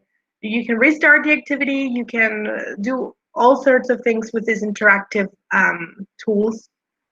And these are all great ideas for you to get examples, to get ideas for your classroom if you don't have a book available, which is the reality for a lot of people, a lot of teachers, that they don't have books, or the books they have are not enough, or they have they skip some information that the teacher thinks it's important for the students to learn. So you can get your ideas from hundreds of online resources. And here, like these are the sources that I used, and the CEFR, Principles of Good Practice, it's online available. You can look it up and it's very helpful. And then the activities for learners, I got them from Cambridge English. And this is the website that you will see. Like you will find a lot of other activities available for the to learn, like to use in your classroom, basically. So now to do a quick summary of why it is important to know this, to be familiar with the Common European Framework of Reference. If you were paying a little bit of attention, hopefully, you will see that this is not only about English. It's about any second language that a particular student wants to learn. For our purposes, we are using English as in all the examples and the activities, but it will provide with a like a foundation for all the students, for all the teachers to have when it comes to teaching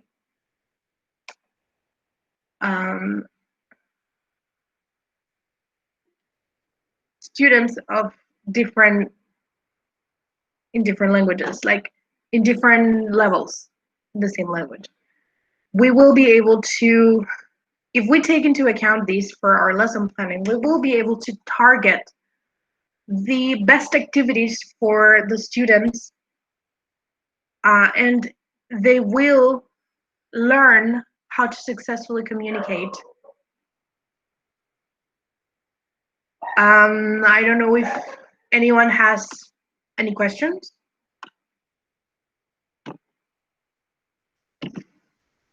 Hi, dear. That was a great and very interesting presentation, I have to say. Can you hear me well? Yes, I can hear you. Super. Okay. I have two questions. Firstly, a student asked, taking into account level.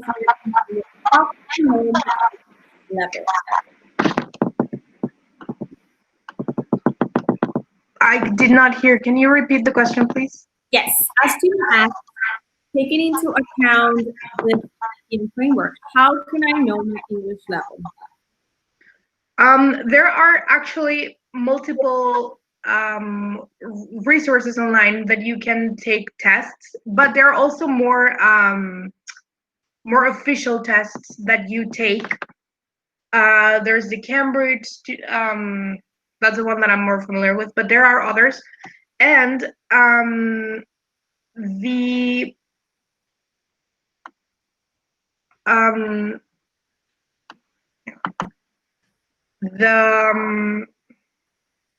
yeah, there are tools online that will tell you to like which level you are. I see. Great information. One more question to round it. I'd like to know how students can take these tests at institutions here in Paraguay as well. Yes. Where can they go to know their levels of English using the European, because that is what they need to use in order to know their level?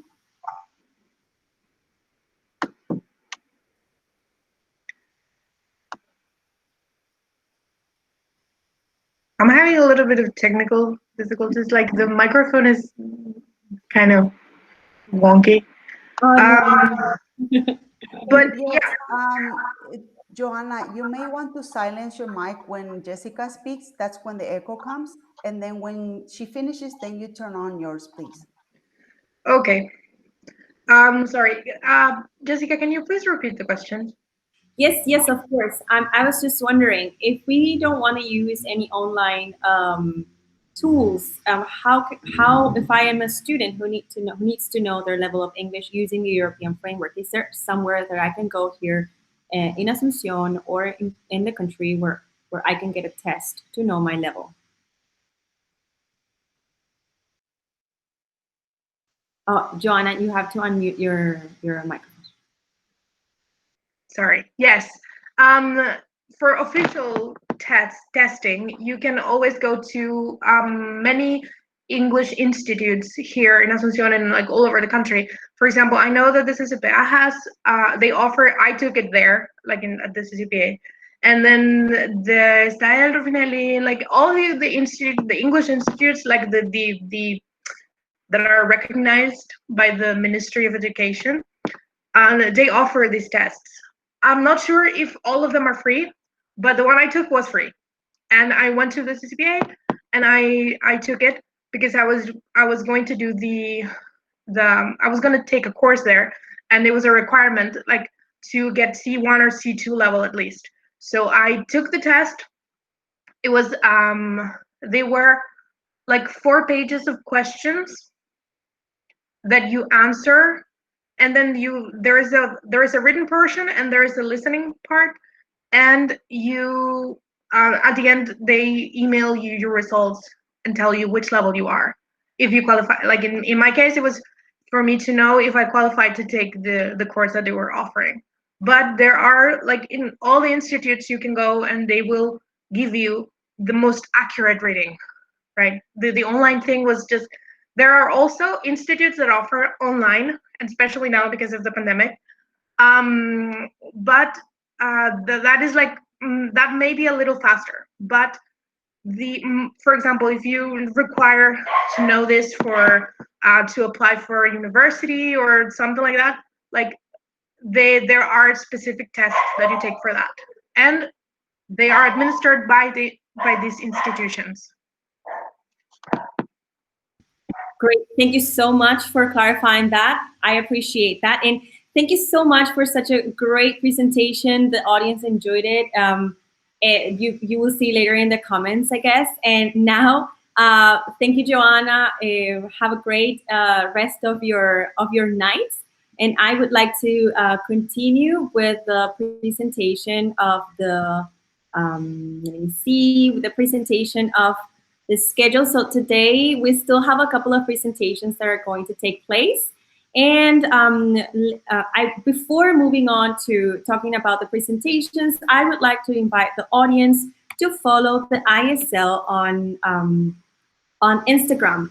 There is a page on Instagram where you can see the posts by the Instituto Superior de Lenguas, and you can find it with the at Instituto Superior de Lenguas PI, where you can see everything that we are promoting. There is information about the symposium. There is information about courses that are coming up, like the translation course, and also probably you will find information about the cursillo and everything that we do from the Instituto Superior de Lenguas. And also, I would like to invite the audience to follow this is our very first Instagram project that is that was created by our first year students. We have so far 8 posts, which are great. Our first year students have a project that will be going through the following months, and they will be posting everything has to do with the English language. So far, this week, they are sharing false cognates in English and also words of the day. So please follow the English Beans, and that's the at over there, English Beans ISL. And that's it. I would like to now present the next speaker. So the next presentation is by Alicia Servin. And Alicia Servin is going to share with us. Let me see if Alicia is over here.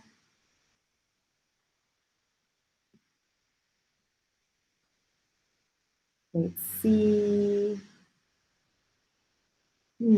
Alicia was going to present. Yeah, she's coming in.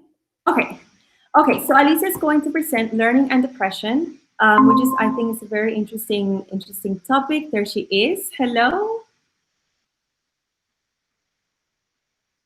Hi, Alicia.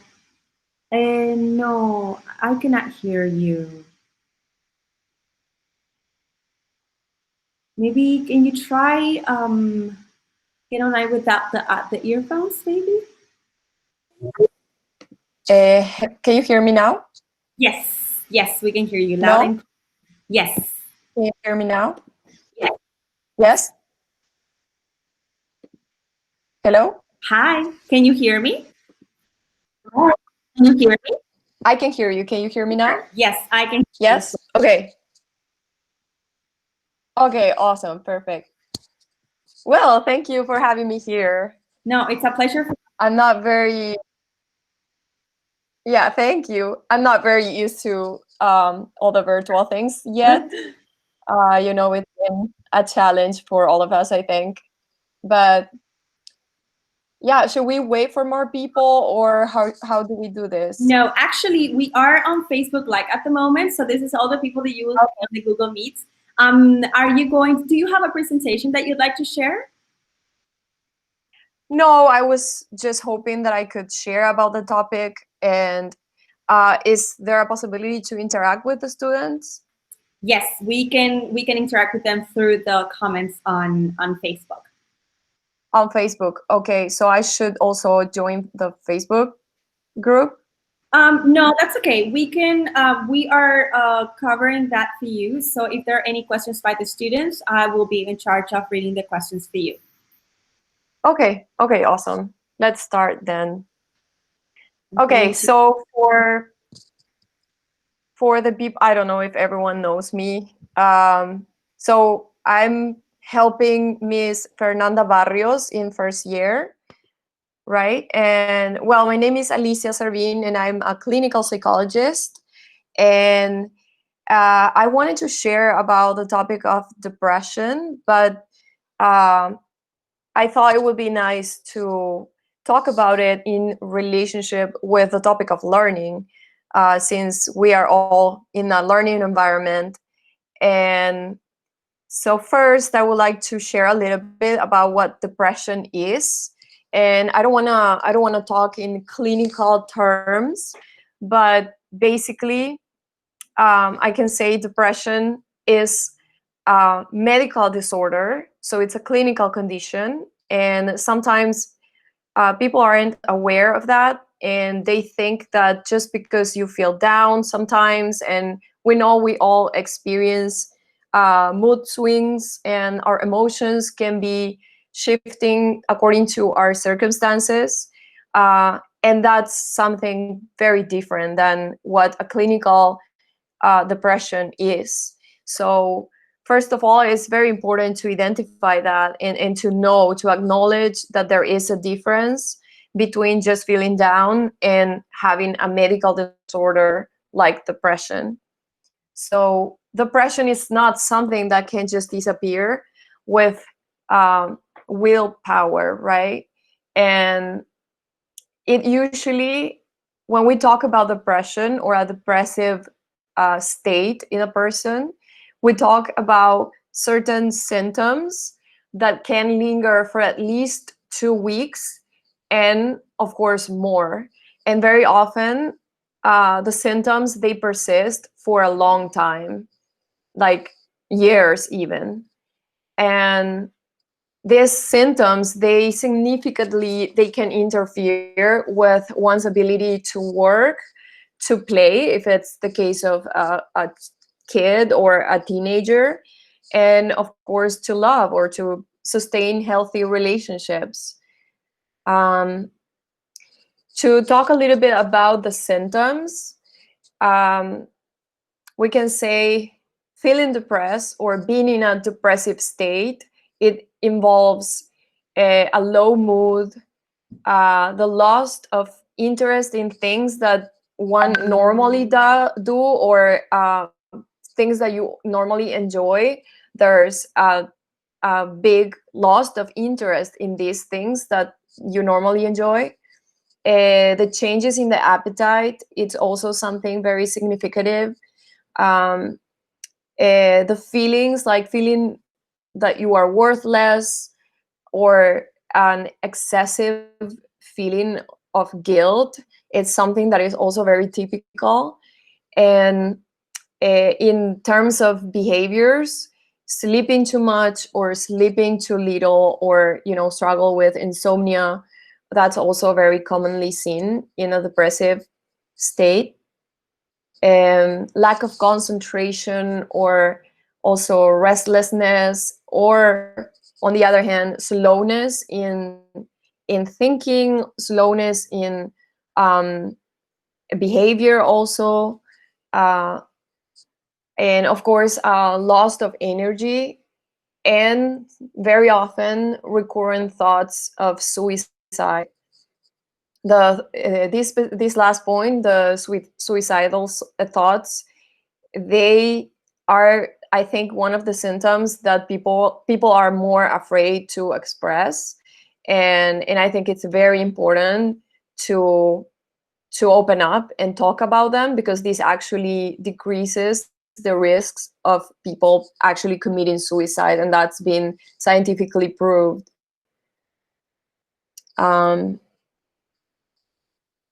Should I keep going? I lost. Hi. I don't know. Okay. You're well. In fact, so there are people who are writing on Facebook, but I think they were your previous students, and they say they miss you a lot. I would like to, I would like to ask you a question. Yeah. I know that so you've mentioned symptoms that a person has. However, I guess that whenever a person is depressed, sometimes people they don't want to let people know they are depressed. So these I'm talking from a point of view that I don't know anything about depression. If there is people who are masking these symptoms, how is it that we can identify them and uh, identify our classmates with depression or family members? Yeah, exactly. Well, that's why, and I talk a little bit about that a little bit further later. I mean, and yeah, it's very important to have that awareness that, like I said in the beginning, there's a difference between just feeling down and actually having a depressive state or being in a depression, you know. So it's important because most of the time the person who is going through the depression isn't able to ask for help. That's what happens most of the time. In fact, I've been reading about it to prepare this teaching, and I read that in the US, they found out that it takes almost 10 years for people with depression to ask for help. So can you imagine how much shame, how much guilt comes with this type of medical condition? And so knowing this, knowing how difficult it can be for someone who is dealing with depression, how difficult can be to talk about it and to ask for help, it's very important to have that empathy and to be sensitive enough so you can identify that the person is struggling, you know. And in the best case will be that the person is just going through some circumstance that produce those feelings or produce a person to feel depressed, and it isn't or is not really in a danger, in a real danger of dwelling in these thoughts and going farther into a clinical condition of depression. But it's still very important to have that sensitivity, you know. And so your question was how we can identify the symptoms, and let me continue and continue talking a little bit more about the symptoms. So like I said before, lack of concentration and lack of interest in things that the person normally enjoys. So let's say if I normally enjoy playing sports, you know, like playing tennis or whatever it is I like to do in an active way, or things that I enjoy to do on the weekends with my friends, hanging out with friends, or, you know, things like that. And then those are things that people around us can identify very quickly, or they can identify if there is a changing in those behaviors. And sometimes we can stop those activities, but it's how we deal with not being able to do those things, you know, like how the person feels about doing those things. So if they lack that interest and that joy when they think about doing these things, then that's the red light, you know, that's the red sign that we can identify. And also in a classroom environment, for example, we can identify if a friend is losing concentration or it has a restless attitude in class, and you can perceive if the person is distractive or it's slow in thinking and responding to questions and things like that. I think these are the most easily the symptoms that are more easily identified. And of course it's how long these things are happening in someone's life, you know, because if it's just one day or a couple of days, it's not supposed to be significant. But of course, the earlier we can identify them, and if we create that environment where we can openly speak about our struggles, and I think that's important for anyone, and speaking about any type of mental health issue. So it's very important to create that environment in which we can open up about our struggles without feeling judged. So yeah, that's I think it's very important. Did that answer your question? Yes, definitely. In fact, you already answered a question. I believe that you already answered a question that I was going to ask.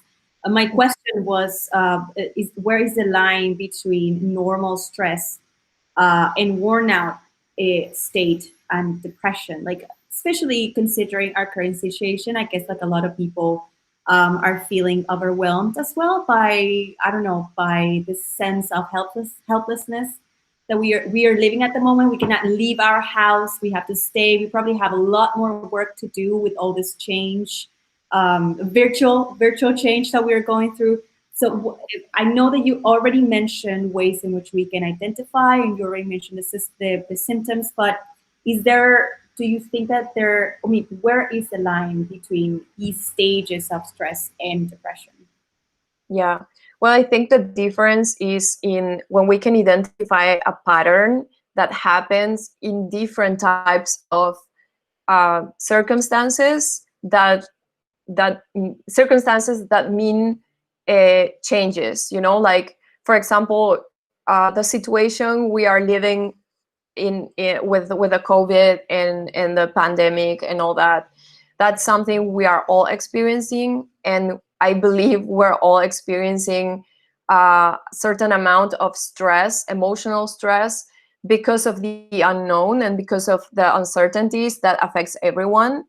But for some people, these circumstances are triggering things that come from deeper issues, you know, from deeper traumas, from circumstances that they haven't dealt with in the past.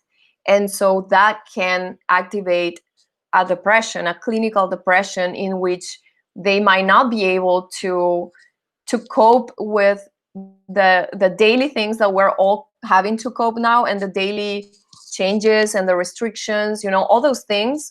At least to me, they produce anxiety. They produce this stress of, I don't even know if I should wear the mask or not wear the mask, and you know, all these things. But the ability of overcome the frustration and overcome, like not dwell in those moments where you feel frustrated, you feel like even scared, you know. I believe depression is very connected with fears, and fears are very connected with trauma. So I would say the way we can identify a clinical depression is by making a good interview, an evaluation, so we can know what the person had been through the years, even before this time that we are experiencing with COVID. And if we can see a pattern in the person in which she always or he always tends to lose interest in things that are enjoyable for any person in that moment or in that stage of life. And yeah, like if you see a pattern of lack of interest and losing attention, losing concentration, problems with memory, and uh, anxiety, and feeling worthless, I think that's a big one. Like feeling like you're not enough, that nothing that you do, it's seen or it's heard. So this type of ideas in someone's mind bring a lot of guilt and a lot of shame. And when you see these patterns all the time, or in different circumstances through the years, then I will say that's someone who has a structure, a mental and emotional structure that serves as like a how do you say, like a land that you can easily plant the seed of depression, and it can actually grow and have its fruits, if that makes sense. Yes, definitely, definitely. And so I have there are actually a couple of other questions that this is a very interesting topic for people. And my next questions are kind of linked, and they are related to something that you already mentioned. You mentioned interviews done by the therapist, I'm guessing. So is there a series like of standard questions that therapists use in order to screen for depression? In And is this possible to diagnose in like one interview, or does the person who goes to therapy, does he or she need to visit the therapist several times in order to get this diagnosed? To get the diagnosis, well, I will say, I think that in one interview with a clinical psychologist, the clinical psychologist should be able to identify the signs and symptoms that are related with depression. But then it's also important to actually make the diagnose. It's important to ask the person to go to also a doctor, probably a neurologist, and so that doctor can apply the physical studies to see if there are changes happening in the brain, and to also discard some other types of disorders, mental disorders. And this is the challenge in clinical practice, because very often depression goes with other psychological and behavioral disorders. Like, it's very common to see depression in someone who struggles with alcoholism and drug abuse. And sometimes the challenge is to identify is if the depressive state of the person comes as a consequence of the substance abuse, or the other way around. If the substance abuse, it's because the person is depressed. So it can be done in one interview, but it's to make sure, because I don't think it's healthy for anyone to just be labeled with depression or any other mental problem and behavioral problem. So it's I do that, like, as a professional. I want to make sure the person also gets the diagnosis of a doctor, and sometimes even a nutritionist who can help me create a more integrated and complete diagnose. Because in the end, when you tell someone you have a depression, like, the person tends to internalize that label, and that's never good. Like, it's not it makes it more difficult sometimes to overcome the issues, because we see it as a big mountain and not as something that little by little, step by step, we can climb and we can overcome. So that's what I think. That's great. Thank you so much for your answer. I have another question that's coming from the audience, and it says, is it possible to say that someone could be biologically predisposed to have depression? Do genetics play a role here?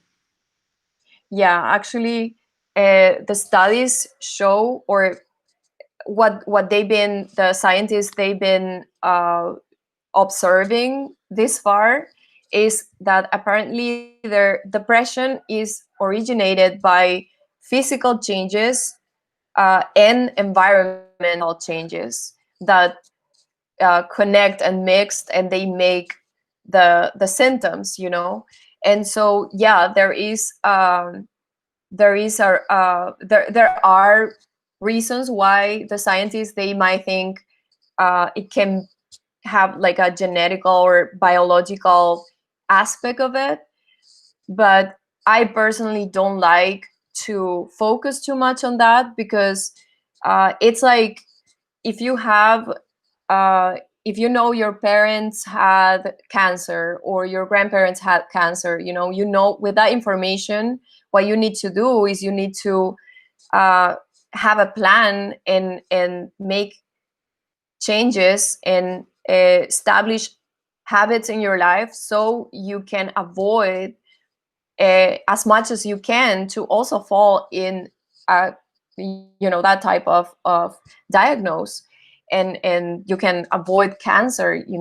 So I believe there's always so much that we can do in terms of environment, and not just our external environment, because sometimes we cannot change our circumstances, but we can change our internal environment. So we can control our minds, we can control our thoughts life. We can control our thoughts and choose what to think and what not to think.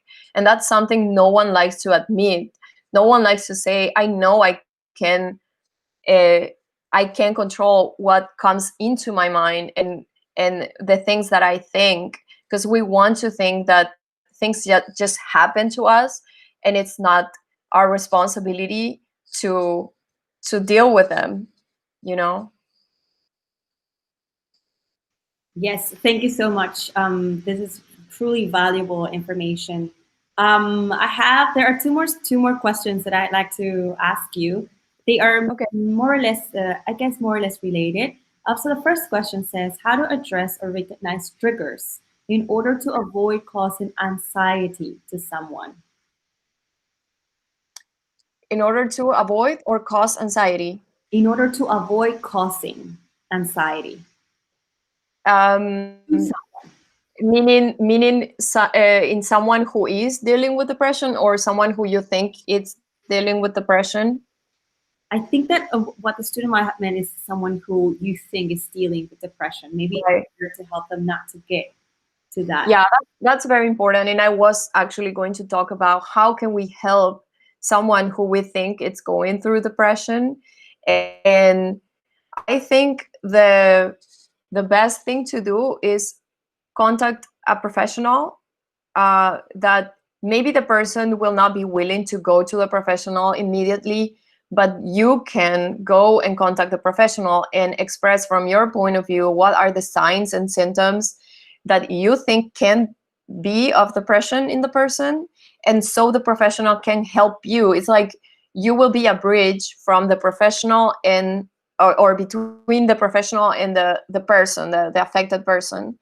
And so that's one thing that can also help you not carry the burden, because truth is that it can be very absorbent and like burdensome to try to help someone with depression. And we often think that we have to listen to them and allow them to express everything that they have, but sometimes they don't want to express exactly what they feel or the thoughts that they have, because they feel ashamed of their thoughts, or they have suicidal thoughts, and there's a lot of stigma related to that. And so we just don't know how to deal with the information that they can give us, and sometimes they don't give us enough information. So I think that's a very, very important thing that someone can do, to approach a professional and directly seek for help, and then go to the person and suggest to go to that particular professional and encourage the person to go. And if the person says, no, I don't like talking about my things, I don't want to go talk to a stranger, one thing that I think it's good to a good argument is, you can tell depression is not something that you can just overcome on your own, and something that you need will of power. How's it? Yeah, will of power to overcome. Uh, it's like, in the same way, you wouldn't be able to heal your arm if you broke your arm. You cannot just heal your depression on your own. So if you break your arm, you will go to a doctor and you will, get a treatment. In the same way, we have to see mental health issues, and we need to address them as they are, as what they are, and take away that shame, or at least try to carry the shame with the person, and let them know that you don't judge them, that it's okay to go to a professional, at least to know if you don't have a depression, or to take it out of the table. And so thank you so much for that answer. Actually, you already answered the next question that I was going to ask you. So I'm going to skip Eileen. I'm going to skip your question just if Eileen is following. You already answered that question, and I want to ask a couple more. We still have 10 more minutes. So okay. Student is asking that how can a teacher help a student who's suffering from depression but can't access a psychologist for monetary reasons, or because the family doesn't want to accept the diagnosis? Can the school get involved in this type of cases, or do you know if this is possible? Are we talking about children or university students? We can, well, you can tell us what you think, if this is a case for children or maybe teenagers, which I think probably is also something that yeah, because if it's a teenager or a kid, I can understand why, like, they are limited by having their parents to pay for the treatment, or being able to get to the place, of course. So that's different, and I believe there are always ways. And of course, I think in most educational institutions, schools, they have psychologists, or at least they have psychopedagogues that should be able to somehow also identify, maybe they are not trained to treat depression in children or in teenagers, but they should be able to identify the signs and symptoms, and they should be able to reach out to the parents, and through them try to help the child, right? And if we're talking about a grown-up and someone maybe in college, I believe there are always there are ways to find some professional. You don't have to go to the finest professional, or there are people who don't charge too much.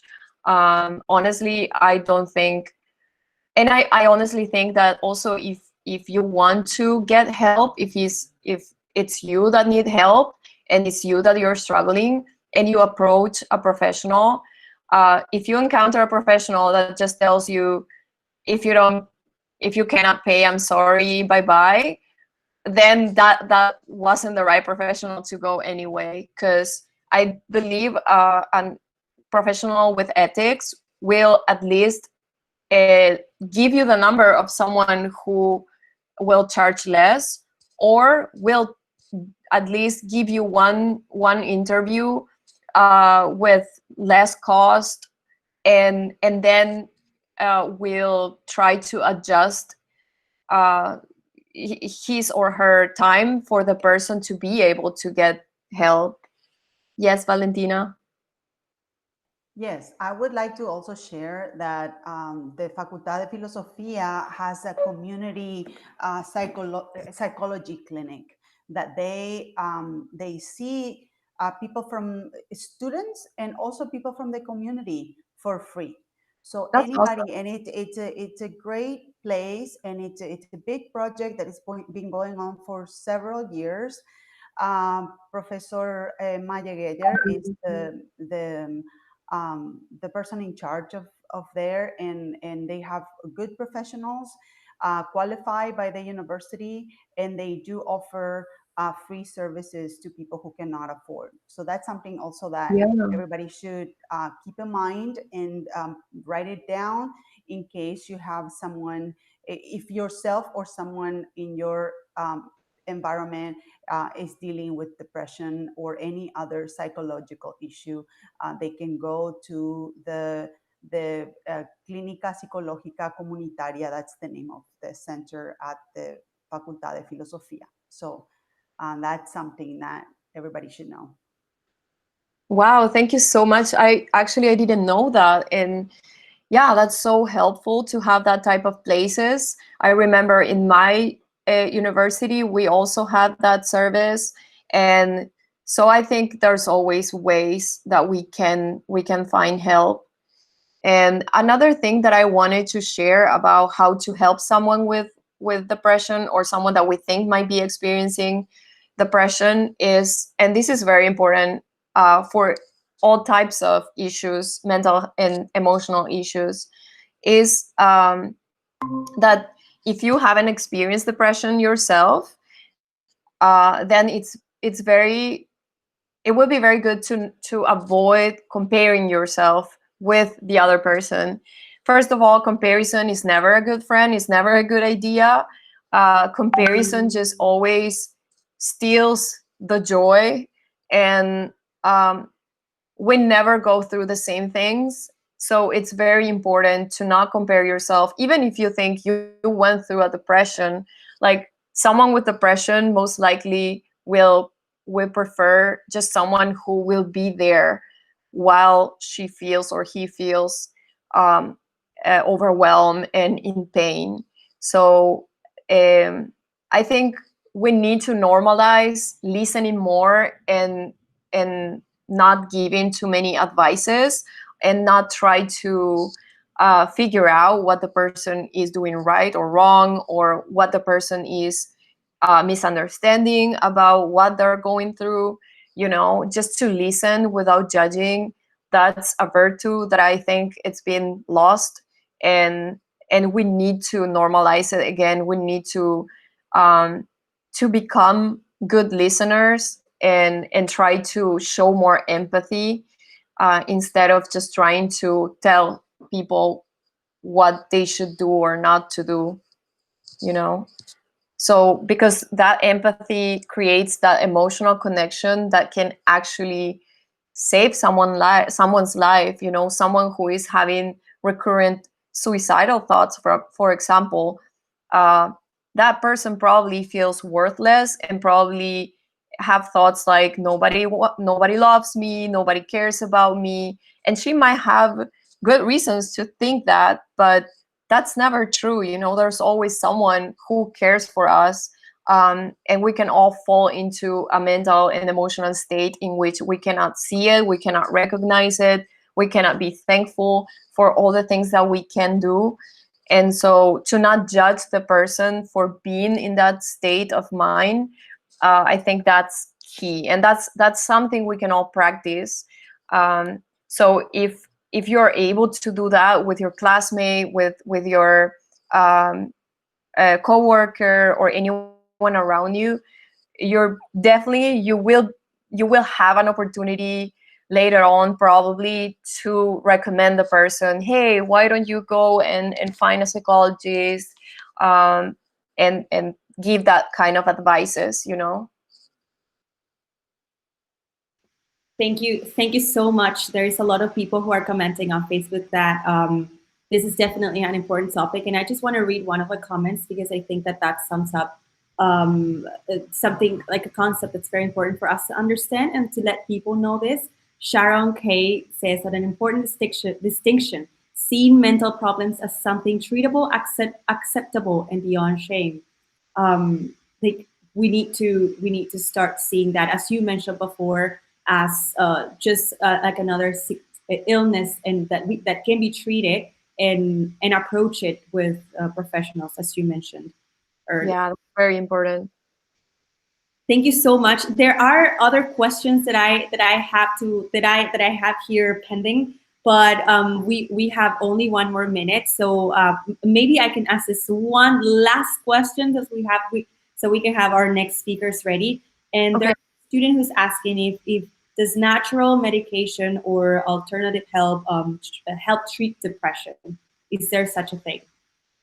Yeah, I believe so. Natural medication, meaning like herbs or natural things, sure, I think they can help. There are natural, how do you say, natural things that they can help, for example, with insomnia and teas. But of course, only that will not help, just like only um, psychopharma, how do you say, like medication, psychological medication, psychiatric medication, I mean, only that will not help overcome any mental health issue.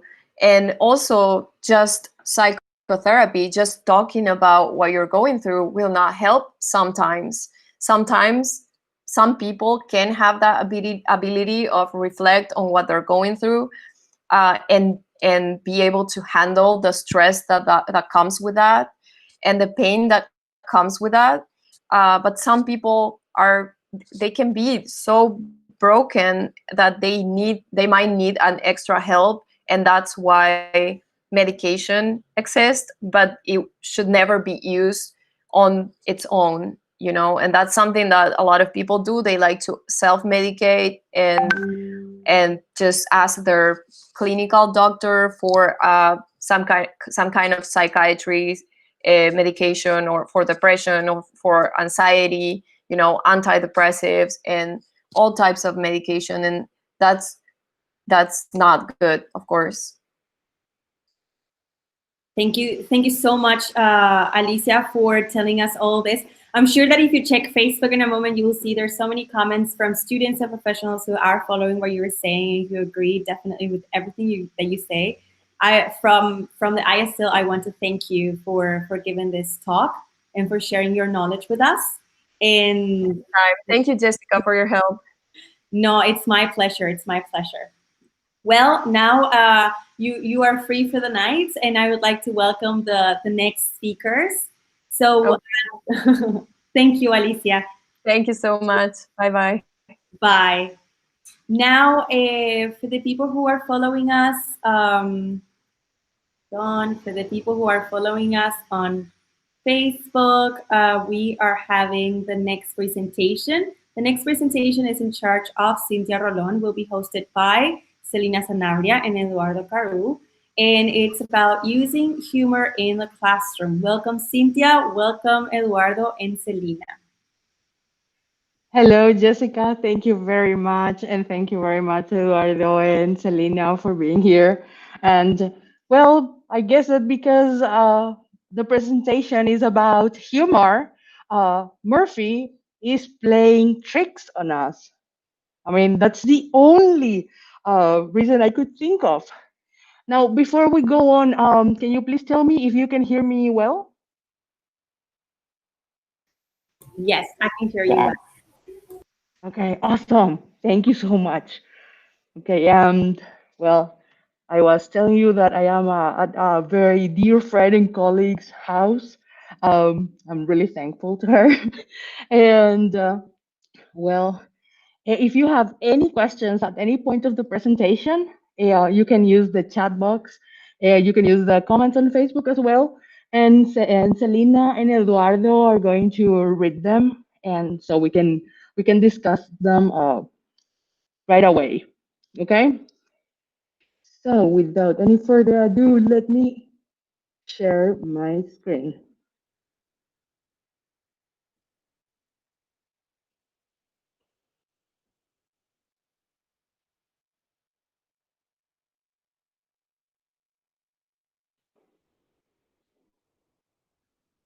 Okay, you can see my PowerPoint, right? Yes. Okay, awesome. Okay, so as Jessica was mentioning, we're going to talk a little bit about using humor in the classroom. Uh, I am not a complete clown. I am not a I don't like making jokes all the time, but I think that laughter, having fun, should be part of our daily lives. And as most of you know, being happy or happiness in general uh, has a lot of good things that come with it. Um, and to start thinking about humor, please take a look at this. What what what uh, what other people think. So we're most of us are teachers. So what my friends think I do, what my mom thinks I do, or what I think I do, what society thinks I do, what kids think I do, or what all of my students, what I think I do, and of course what I really do. Well, I keep grading, but hey, this is cool. It's something that we can share with our colleagues, and we can relate perhaps to one or two or three or more of those pictures, right? I mean, we all dream of being like Merli or like one of those, any of those amazing teachers that inspire their students. And in reality, perhaps we inspire them, but it is ourselves and our students. It's not any of those movie teachers. But it is a cool thing to think about. Now, we all know that teaching, it's serious business. Uh, it's a profession. It's something that we must take very seriously. We must prepare, but it's not mandatory to be serious all the time, all the time. So underneath my mask, I am kind of smiling. So just for you to know. Um, sorry. So yes, this laughter or humor uh, can bring joy to the classroom. Can also make that our head and our heart are more together in one place, and it helps us build a good relationship with our students and among students themselves. Um, Of course, it reduces stress, which is very necessary, especially in these very different times. So that is why I wanted to talk a little bit about humor in the classroom. So first of all, I would like to show you some of the benefits that humor can have if you use it in your class, if you choose to do so. So the first one, it can help you to keep your students engaged. They like that cat. They will want to go into your classroom because um, they will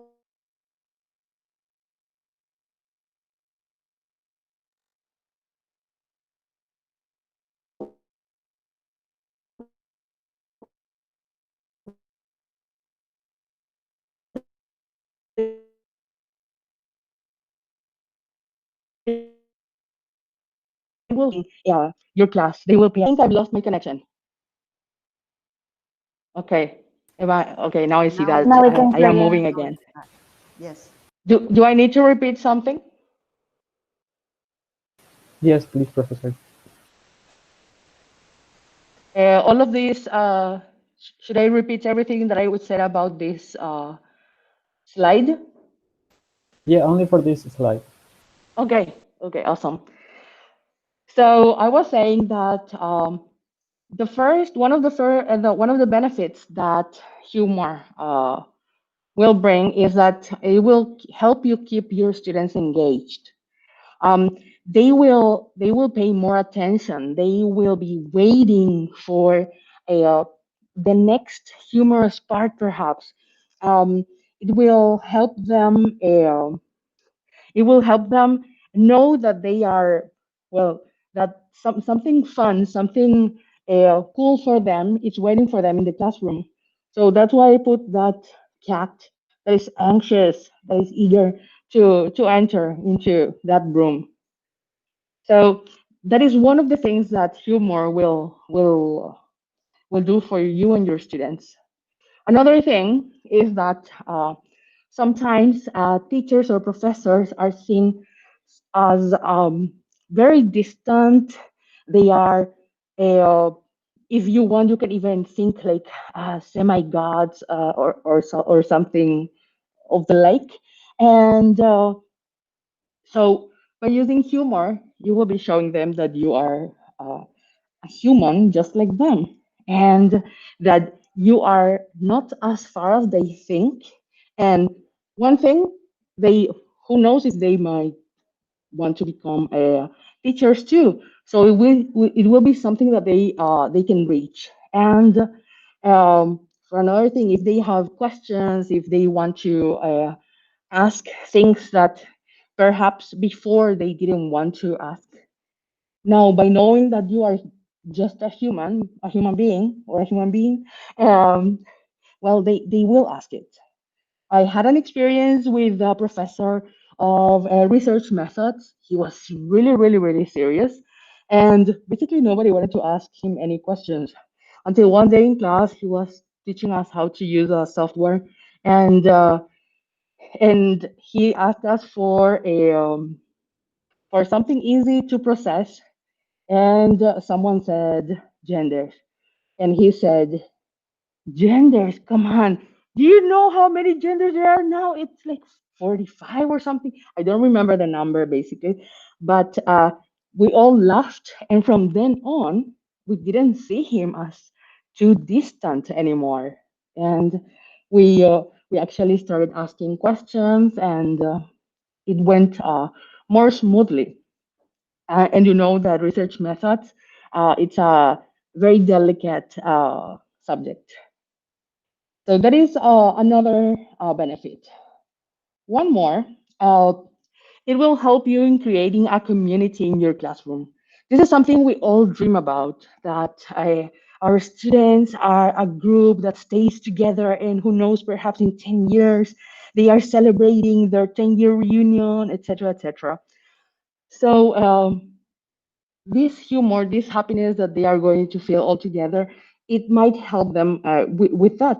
Uh, Sharing this fun with the other people will provide them something that only they know, and then they can share it together again, perhaps in the future. So it will give them good memories. And the last but not least, uh, so sometimes we know that, for example, when the exams weeks are ahead, we know that students are tense. So by using humor, we might lighten the mood a little bit. We can lower their anxiety levels, and they will release some stress, and of course that will make them feel better. Um, so you can probably notice that I put some uh, some funny memes next to each of the benefits. Like in this one, when the teacher walks up to you during an exam and looks at your paper, then shouts out, "Guys, please make sure you read the questions carefully." I mean, you can be honest. That has happened to me and probably to many of you as well. So, um, well, during an exam, it depends. If you have built a humor environment, a humorous environment in your class, that might make them feel less anxious. If that is the first time that you use humor, of course, things might go a bit worse. So it's all up to you. If you use it continuously in a normal basis, then it can work perfectly. Now, before we go to the next part, have you got any questions up to this point? And please let me know if I'm going too fast. I'm excited because it is the first time that I'm seeing a friend after such a long time. Professor, I have a question. Sure. What type of humor is appropriate to use in class? Okay, that's an amazing question. A great and amazing question. Funny humor, positive humor, silly humor. We always want students to feel well with our jokes or comics, cartoons. So we want to stay respectful. We want to yeah, to stay within those limits. And of course, we must avoid uh, using sarcasm or cruel humor. Is that does that answer your question? Yes, Professor, great. And I have another question. Okay. And what can you do when your students don't laugh at your jokes or don't like your humor? Okay. So the first thing I would do is actually make it into another joke because perhaps it will depend on the group of students. I could say, "Oh my gosh, I think I am too old, and that was supposed to be a joke, guys. Please now start laughing." So they will actually laugh there, but they are going to laugh at the fact that my joke was not funny. But I still got what I wanted, which was to make them feel less anxious. So that is the first thing I would do. If my joke didn't go as well as I planned. Yeah, great. Thanks, Professor. You're welcome. Okay, so now in the next part, you're probably wondering when is the perfect time to use humor, and the answer is very simple. You can use it right after the greetings as a routine. Perhaps you have classes once a week. And okay, so after the good morning or good evening or good afternoon or whatever is your greeting, then or a song, then well, you can start with the joke of the day or the cartoon of the day if you want to use it in that way. Um, Another way, when you make a silly mistake, well, you can laugh at yourself, of course, without being cruel to yourself. Because first of all, you have to show respect to yourself, so they will know that well, you're worthy of respect. And during the lesson, during the lesson, you can make it part of your plan. Uh, you could make activities based on jokes, on cartoons, uh, and of course, if you choose things that are funny, uh, it might help them remember things better. You could also perhaps create a routine of using humor at the end of your lesson or on a specific day every week. So if you are teaching them every day or three times a week, perhaps you can choose Fridays and you can call them Funny Story Friday. And every Friday, a student can share a funny story that happened to them or that they read somewhere else. Or you can bring funny stories, and in that way, it will become something that will be expecting. And and despite I mean, despite the fact that I'm mentioning funny all the time, you will not look like a clown. Students will still respect you, and they will be learning, and perhaps even better. Now, so that's what I said. The perfect moment is up to you. Uh, you decide. You know your students very well, and you know when or at what moment you think it will be better for them to use the humor. And of course, if you don't want to use humor all the time, you can still plan lessons based on some humor, as we're going to see in the next part, and which is like specific tips on how to use humor in the classroom. Um, so the the first things that I would like to say about this is that you have to make it part of your plan. It must be included there. Of course, there could be situations that you didn't plan, and things could go a little bit outside of what you planned, but you will still know how to go around those little issues and then continue to your goal. So make it part of your plan. The second thing is that it must be related to the topic you are teaching.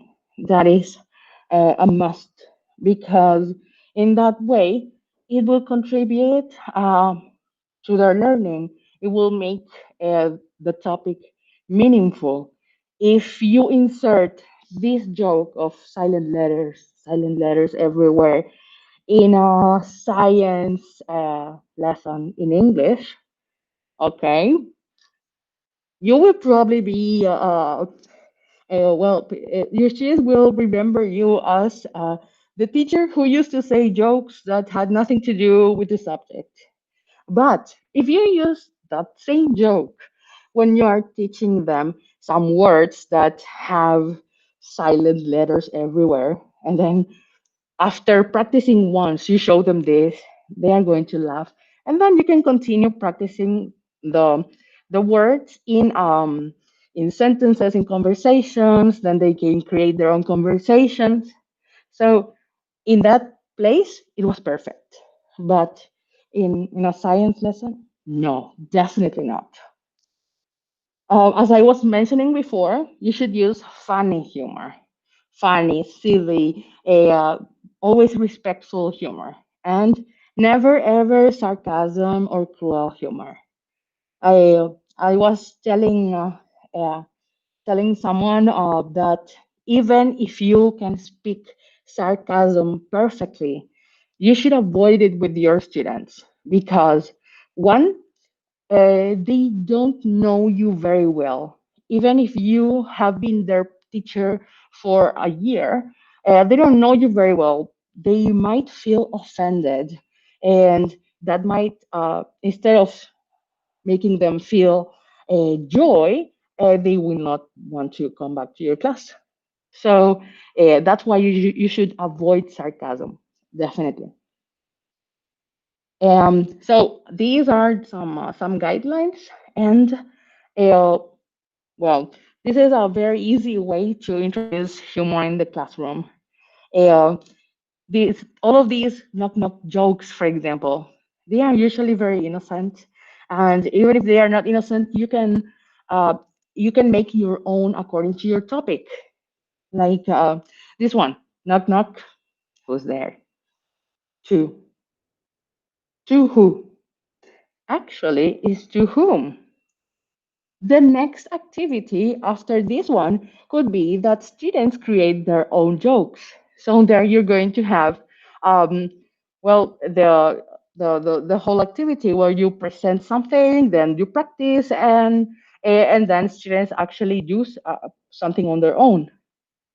So always look for jokes that are innocent, that are nice to people in general. Does anybody know a joke that they could use in classroom or that they have used in class? No? Okay. Well, that this takes us Um, to the second. Oh, did I just someone? want to say, Cynthia, that, well, first of all, that we appreciate your presentation and what you just share. Making fun of yourself is always a good idea. And sarcasm, you should avoid it always, not just in the classroom, because even if someone knows you and you know them, it's never, it's never a good way to relate to people. So as teachers, we have to be very careful with the kinds of jokes that we make. So it's always better to make ourselves the subjects of the jokes than to ever make students the subjects of the jokes. Just that. Excellent point. Excellent point. Thank you very much, Professor. Um, yes, indeed. As I said, even if you say that you can speak sarcasm, don't use it. Don't use it. And what she mentioned, Never ever make fun of students or colleagues. So that is very important to add as well. Uh, and don't use sarcasm either, not even with yourself. So that was about jokes. And the next one is about cartoons and comic strips. Again, this kind of activity, uh, well, you can present it uh, just to introduce a topic and to laugh about it, and then do any other activities related to that topic, of course. Or you can present them the the cartoon or comic strip as part of the thing that you're teaching. Like okay, with this one of, so they are probably talking about desert and desert, and so the difference in pronunciation. So that guy ended up on a cave island instead of a desert island, just because of the pronunciation. And this specific case cannot be used for the purpose, but the next slide, I have a, another comic strip that is already prepared for this. You can use it, for example, for creative writing. First, you can present them your own story, and you can all laugh about it and then make comments, and then, of course, talk about what they have to do, and then they can make their own. And at the end, they can all put their, well, if you're in a physical classroom, they can put their work on the walls and everybody can look at them. Or if you're using the virtual environment, you can use, for example, a forum, and students can post there and the other students can make comments. Or if you're using WhatsApp, they can post it in the WhatsApp group. Um, it all depends on what tool you're using to teach. So this is another way in which you can make it part of your class. I mean, uh, it can be longer, it can be shorter. If you're teaching children, you you can still adapt this kind of activity for any levels, and they're going to have fun. They're going to be proud of their work. So besides being just happy, well, they will be producing and they will be learning. And so after, okay, any questions about jokes or cartoons and comic strips? Not yet? Okay, so we can go on to the next point. Okay, so I feel especially proud of these slides, and I wish I could have put more here, but I had to select just a few of them.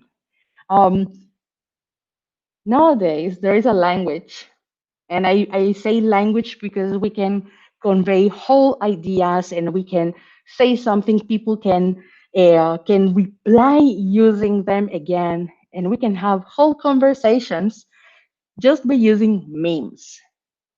So these memes appeared some years ago and they never left. They stayed, and every week we have new memes, and each time they're better and better. So uh, these these memes can also be used for assignments. You can use them in your class to talk about the rules of your classroom, for example. Instead of writing just the rules of the class, well, you can write the rules and then make memes of them. So students are going to remember the rules. They're going to laugh. They're going to remember, and they're going to actually use those rules because they are fun to them. So that is one way in which you can use memes. Another way is you can give them assignments. I have seen online that there were assignments of different teachers of different subjects uh, using memes. Okay, so certain Shakespeare work, for example, and they had to choose one part and make a meme out of it. And the results were amazing. Now, these memes were made by some students of myself, and so we were discussing about some of the pioneers of modern education. So they had to make these presentations, and the end of their presentation was was supposed to be a meme or many, and they were really awesome because first we learned a lot about each of the pioneers of modern education. We asked questions, we answered questions, and then in the end, well, the memes. It was like the cherry on top of a wonderful presentation. We could also have some extra fun besides the fun of learning. So, okay, so this one is okay. It already says here, and can I say who did this? Okay. When a teacher says, "Okay, kids, memorize this sheet, and we'll have a test tomorrow," and automatically John Dewey, I'll head out. And of course, you see this meme and you remember. Perhaps you don't remember everything, but you have an idea, and from then on, you can start trying to recall all the knowledge that you have. I'm not talking about uh, pilotear, but to remember what you actually know. And then when your mom covers her eyes and suddenly she disappears. So in here we were talking about Brunner's um, developmental stages. So when in that context, it was super funny. It was super relevant. We all laughed about it, and well, we will remember better. So you can use the memes with your students, and it's most likely that they're going to have fun with it, and they will remember the topic and your subject and the classroom and the students and everything. And oops, sorry. Okay, so so you can use jokes, you can use memes, you can use cartoons, comic strips. Um, and it's up to you in what moment of the classroom you use them. But always, oops, what did I do? I'm sorry. Um, so if you are willing to try to bring humor into your classroom, remember that it will bring multiple benefits from lowering the stress of your students and make them remember things better without the need of just memorizing. It will uh, build a better rapport among your students and among you and your students. Uh, and remember that practice makes perfect. So if the first time didn't go as you expected, but the students still enjoyed it, then the next time it will go better. So you can just keep trying, just like everything we do in life. And any questions up to here? Yes, Miss Roland. And I would like to know if you use humor with all ages and levels. Okay, good question. Well, for one thing, I mostly teach adults, so uh, it's easier for me to use humor. But I would use humor with any levels. Of course, I'm going to choose what kind of humor I'm going to use with teenagers. I used to teach teenagers, and they loved things where they could have fun. Um, I mean, anyone who has taught teenagers knows that they love to have fun. They enjoy moving. They are very energetic. So if you can show them that you speak their language, being memes or movies or things that they like, well, okay, you will be a cool teacher and they will pay more attention to you. They will be less anxious in your class and they will learn better. And with children, I would mostly use, for example, the knock knock jokes. Yeah, once they learn how they work, yeah, they might invent very funny ones because children are amazing at inventing things. Um, Great, thank you. you're welcome. And okay, so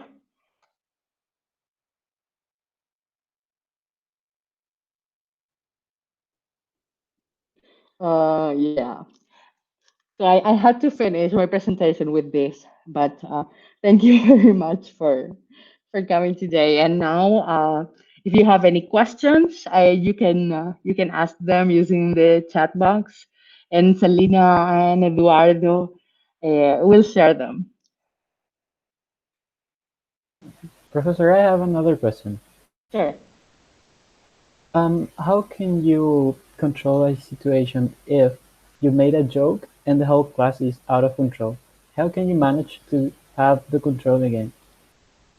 Okay, that's an amazing question because for one thing, I wouldn't recommend using humor if you have not planned your class uh, with it with that humor in it.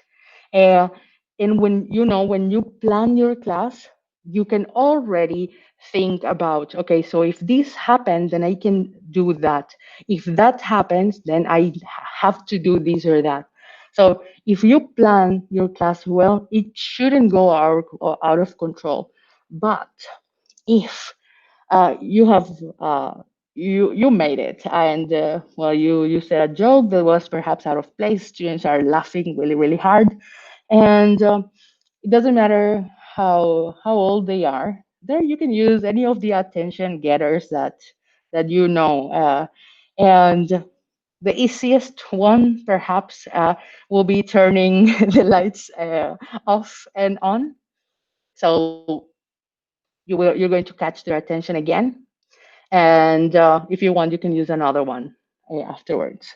But if you put it within your lesson plan, then you should be able to handle to control, their excitement level.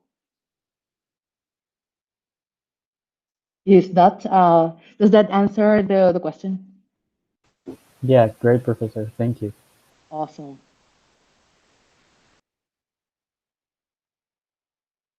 What other questions are there?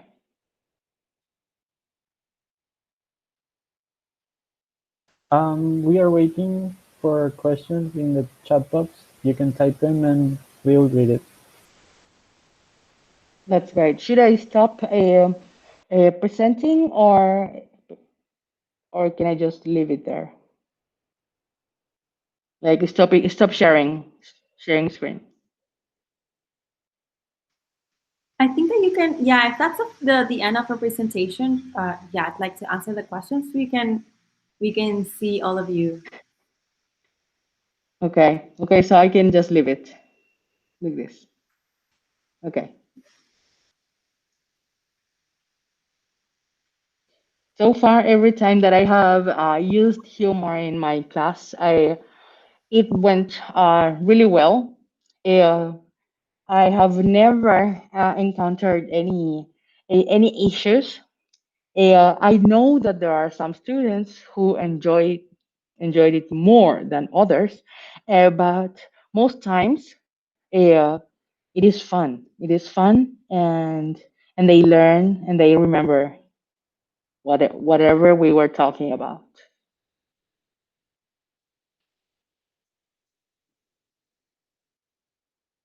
Okay. So there is something in the Yeah, chat box. Yes. there is a question, Professor. Let me read it. When we talk about teenagers, it is not funny for them wholesome jokes anymore. Sad face. How can we know the wholesome jokes we should tell without teens saying we just tell bad jokes? Okay, okay. I think that we should just try and see how it works.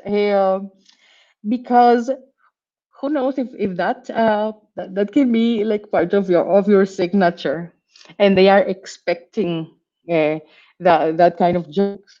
Uh, I would say that it could become part of like your routine, and they will be expecting exactly that, and not something different.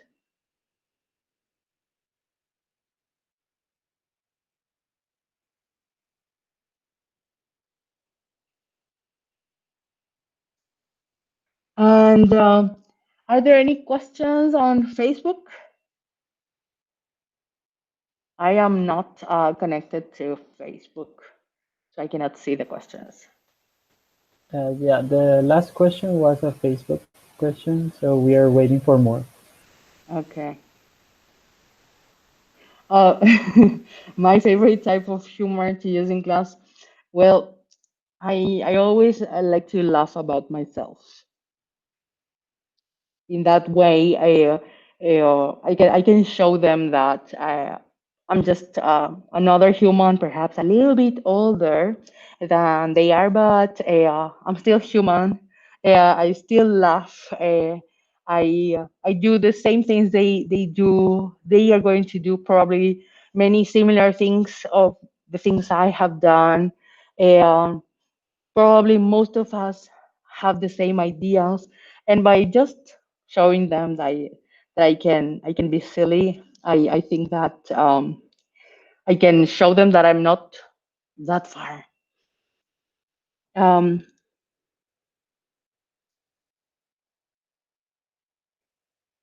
okay, so Mr.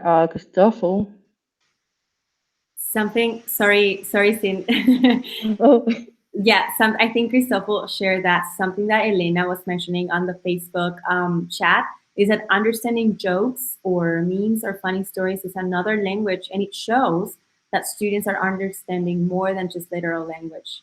And she mentions that making them aware of this could also be motivating for the class. indeed, indeed. And I remember that, well, Professor Maria Antonia, I think she made us um, translate some jokes, and it was one of the hardest things ever because we had to read, understand, interpret, and then uh, we had to come up with our own version of the same thing. So yes, knowing that we could do that, it was still funny and it didn't lose the original meaning. Yes, we were we were like the kings and queens of the world at that moment. So yes, it was indeed very motivating. And cultivating one's own sense of humor will not only help uh, students in their academic life, but in their life in general. If if you're able to see things in a different way, with a fun perspective, then well, you might find new solutions. You might find um, other alternatives that perhaps you wouldn't have found if you didn't have a sense of humor.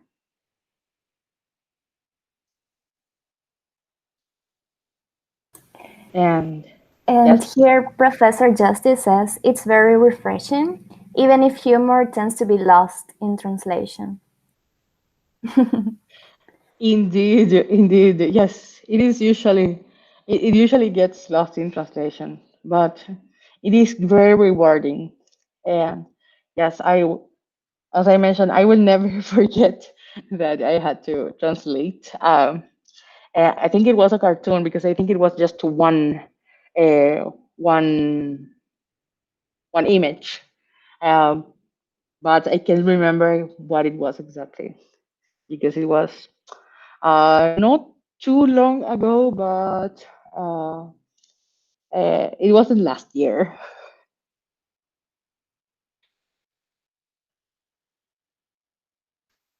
That's a funny anecdote because I remember having a lot of fun translating as well and trying to translate things literally in the translation courses that we had at the ISL.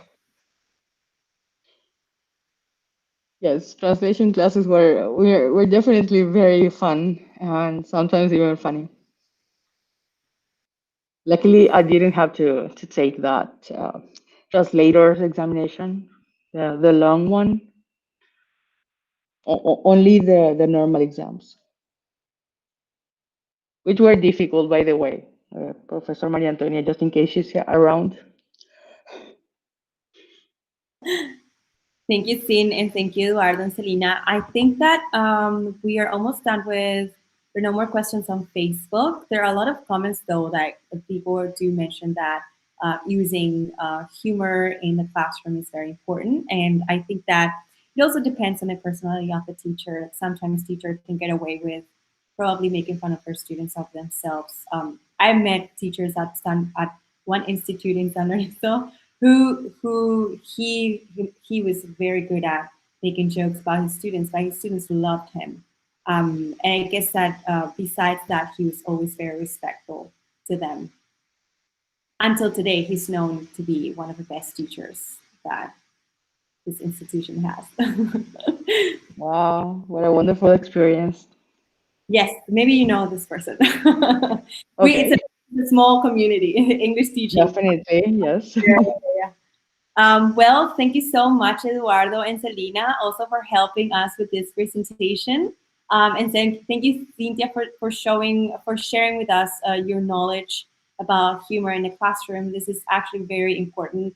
And I want to say also that during these times in which there's so much uncertainty and students are so stressed, um, this is something that comes in handy in our virtual lessons.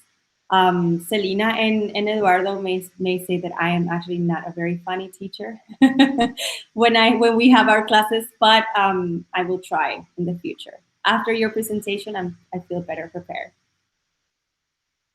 Thank you very much, and thank you very much to the ISL for having us. And well, this was fun and a great experience as well.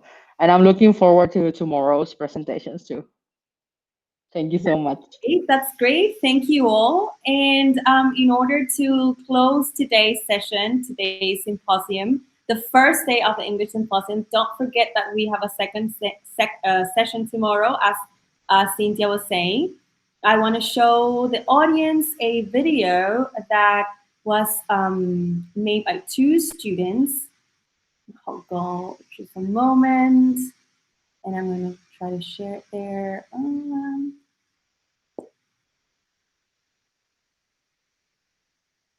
Great. Okay, so we are going to finish today's session with this video. It's about online resources for EFL teachers. It was done by Natalia Martinez and Paula Mena. And I will be attentive to the Facebook page to see if everybody can hear and see this video well. I'm Natalia Martinez. I am Paula Mena. And in this video, we're going to be discussing online resources for EFL teachers. We hope you find them useful. We understand the power of visual aids in helping students grasp content. Teachers value the support that visuals lend to classrooms.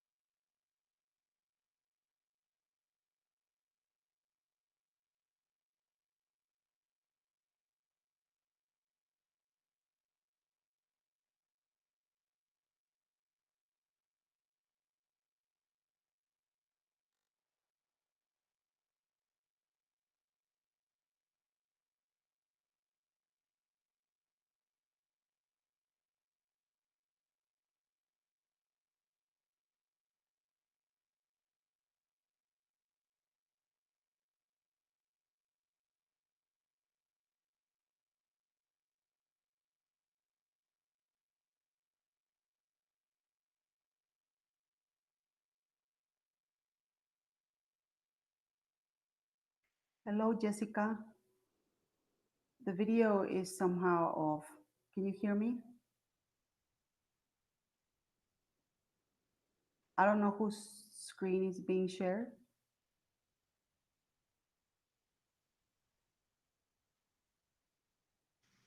Hold on a moment. Let me see what the problem is. I can see that now. I can see it on Facebook that the video is being shared. Okay, I think it caught up now. Let's see. Please let me know if it doesn't work again. Template as your lesson continues or develops. So the benefits of using these templates is that it provides an aesthetically pleasing and well-organized. You have to keep your volume on, Jessica, your microphone open, otherwise it won't play the sound. Pictures and images to the topic that we're trying to develop, right? So I find this quite useful, and it also helps you to arrange the way that you're going to be developing this kind of lessons, right? It has a balance between pictures and words, so it is quite easy on the eye. So I really recommend this tool, and I hope you find it useful. Okay, so the next tool that I would like to introduce you to is called Canva. Canva is a website and software that would help you create different designs that you can use in your classroom, such as poster, cards, flyers, presentations, lesson plans, and so on and so forth. Now, the benefits of using Canva for education is that you can publish assignments for your students in a custom-made manner. You can access content from Google Drive, Dropbox, folders within your computer, and even from social media such as Facebook or Instagram. You can bring your designs to life using Bitmoji, which Paula is going to be elaborating on a bit more, and Giphy and YouTube. So how would we use this for our Google Classroom, for example? You know how it is hard sometimes to find like a nice picture for our Google Classroom header. So Canva offers you the possibility to find that custom size made. So for example, you can see here how you can look for the browser Google Classroom header, and you will be you will encounter like a variety of already Google Classroom headers that you can again edit as you want and as you see fit. You can change the colors, the text, the size, the kind of lettering, and so on and so forth. So yes, Canva does have a premium version that you have to pay, but you get a lot done with the free version. You get a lot done with it. So what I would like to show you a little bit more on is how to set like a virtual classroom. So here, for example, you would see here, let's say we're gonna be talking about space with our students. So what Canva does is already offers you like a classroom kind of setting based on the topic that I chose, right? So you can change the things written on the template, of course, according to what you need, right? Here's the toolbar as every other graphic design platform, and you can upload things from your picture bank, right? So that will go accordingly to what we're trying to talk about, right? This way, you can improve students' engagement. They find it new, innovating your classes to keep, again, our students engaged, happy, and learning, right? I hope you have the chance to try it out. It is free, and it offers a lot to do. We just have to be creative and try them out. This is actually one of my favorite resources for teachers. It is called Bitmoji, and it has helped me a lot with my online classes. With Bitmoji, you can create your own personal emoji and customize your avatar however you want. It is great for personalizing lessons and assessing work. You can choose from a huge library of stickers and you can save them and use them wherever you want. Students love these interesting and fun things that will make them engage to the class and actually pay attention. I mean, how fun is it to have your teacher as a cartoon? Once you register and create your avatar, you can add it as an extension of Will.com, and from there you can access all of the Bitmojis you could possibly need. Go. First, we have the Bitmojis that are related to the season and holidays. For example, here we have Thanksgiving. Then we have the Korean Bitmojis, like hello, how are you, how is it going, bye, those kind of things. Then we have the love and heart related emojis. We also have the fun Bitmojis, the ones that are laughing. We have the days of the week. Some of them are class related. Some of them are doing like different activities and so on. Then we have the not so happy emojis, the ones that are like sad or tired or angry. And finally, we have the celebration Bitmojis, like happy birthday, thanks, and so on. You can also search for specific emojis. Here, for example, if you're talking about food in your class, you can type food and it will bring all the Bitmojis that are related to food. And you have everything you could possibly need. I used this for my kindergarten class when we were talking about the meals. We have lunch, dinner, we also have breakfast in some parts. So yeah, and from there, all you have to do is copy the image or save it as a PNG format. And that's it. You can start having fun with your Bitmojis. Jamboard is Google's digital whiteboard. You can create a Jamboard, edit it, and share it with your students. They can access it from anywhere and work on it at the same time. And the work is saved automatically, and they receive immediate feedback. The Jamboard starts with a blank space. You choose the title of the document, and you have a variety of tools to use. We have the pen, the eraser, the mouse, the sticky notes, the pictures, the shapes, the text, and the laser. So what I usually do first is naming every frame so that every student has their own page to work on. And for that, I like to use the sticky notes. Then I screenshot the exercise or the page of the book that we're gonna do, and I add it as a picture. When sharing the Jamboard, make sure they can edit it. And in this case, what they have to do is complete the sentences with the text tool. So let's see. Click on the picture because they can write on the pictures. And we complete. And once they're done with that, you can correct it using the pen. You can choose the colors and the kind of pen that you want to use, and you can check their work. Or I like to also circle the mistakes so that they know what they're doing wrong. And once they finish, I like to add a Bitmoji so that they know they completed their work.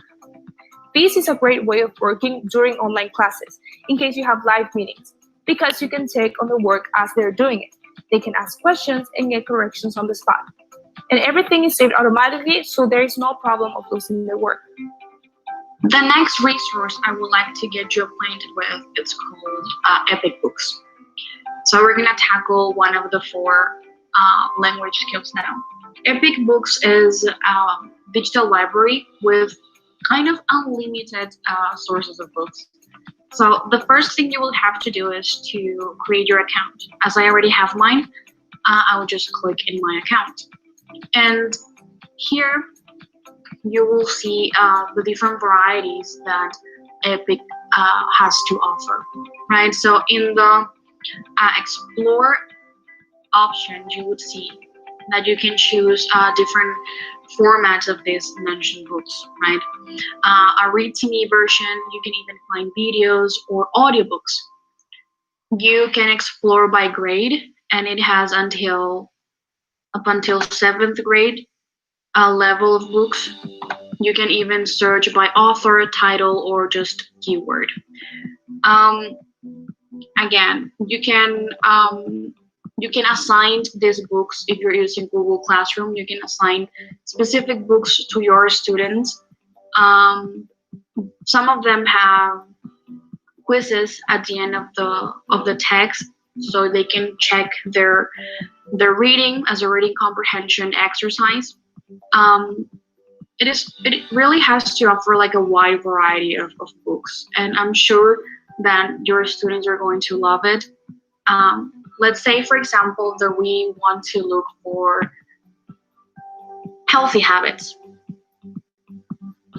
right? So once we click in the topic or we type the topic we want to tackle, you would be presented with a variety of books related to that topic, right? As you can see here, you would have the age, the level, the pages, if it has a quiz or not, and the author and a little description of the book. Here also you will see as it has the read to me characteristic, so you know that that's a read to me book. Let me just show you a little bit more about that. You can even filter your search, right? So the ways to use Epic in your classroom are like extent.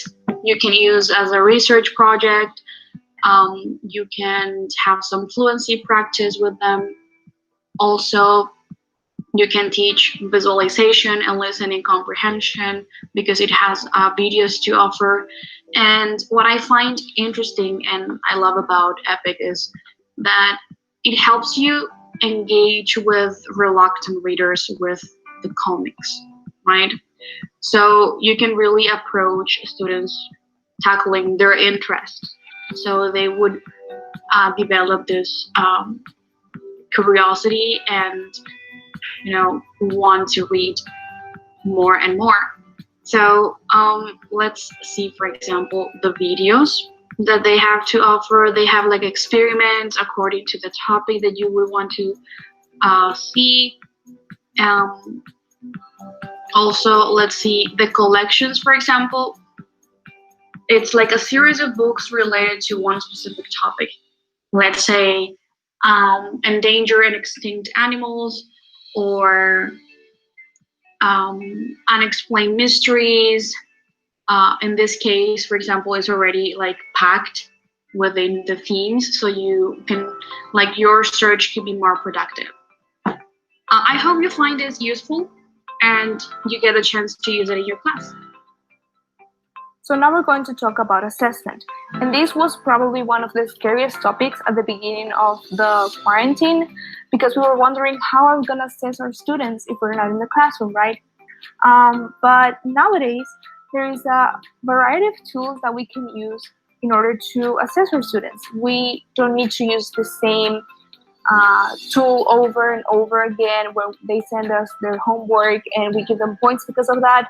No, nowadays we can find so many resources that are fun and interactive for them. We also need to take into account the feedback that we give to our students because they need it in order to improve and to get better, of course. So the sooner that we can give the feedback, the better. And as I said, this has to be interactive and fun. Assessment is not necessarily like a bad thing or a scary thing or stressful thing for both students and teachers. So now we're going to look at some amazing resources that can help us with assessment. Kahoot is a game-based learning platform that makes it easy to create, share, and play learning games or trivia quizzes in minutes. Unleash the fun in classrooms, offices, and living rooms. This resource is great for assessing your students in a fun and interactive way. People of all ages love playing games, and in this case, you can actually learn or test your knowledge while playing. Once you create your account, you can either create your own Kahoot or you can use the ones that have been created already. This is the Discover area, and there are thousands of themes and topics to choose from to use with your students. For example, let's say I want to review the irregular verbs in the past. So we come here and type what we want to look for.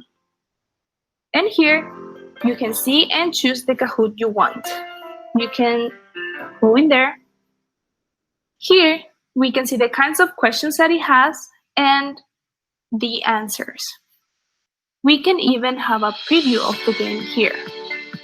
In order to play this game, you have to share your screen with your students, and they have to look at both your screen and their own screen at the same time, because the questions and the options will appear in your screen All the buttons of the answers will be in their screen. So let's try it out.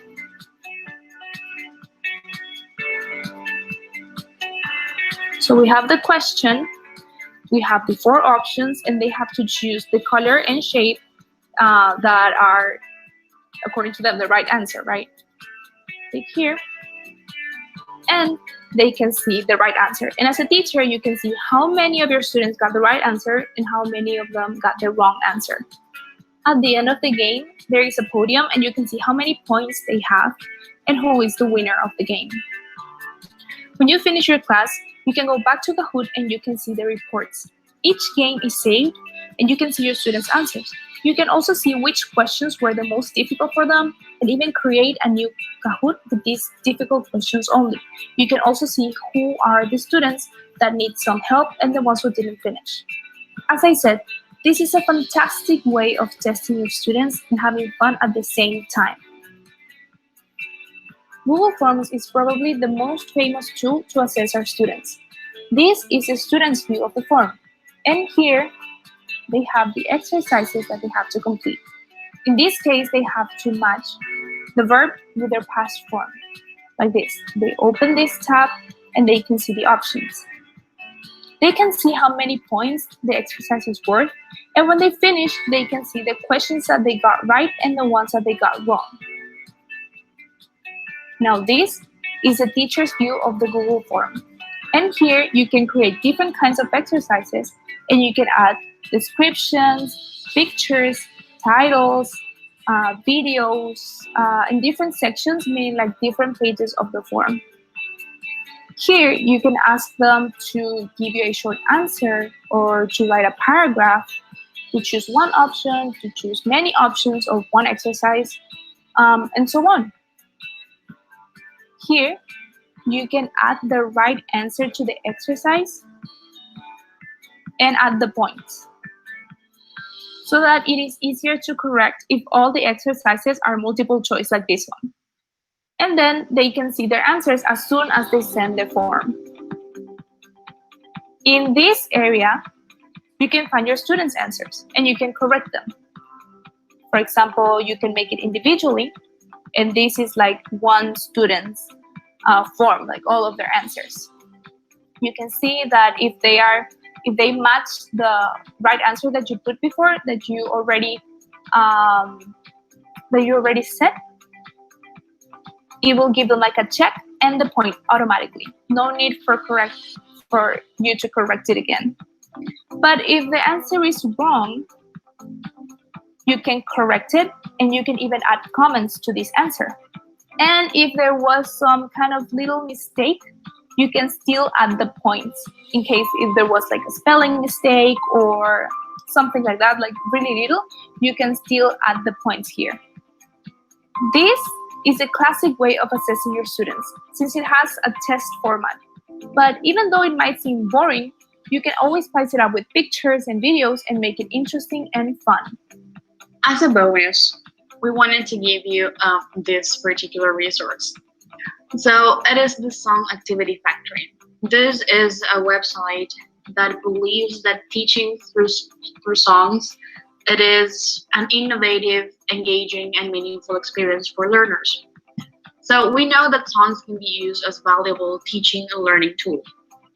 Using songs can help improve students' listening skills and pronunciation. They can also be useful for teaching vocabulary and sentence structure.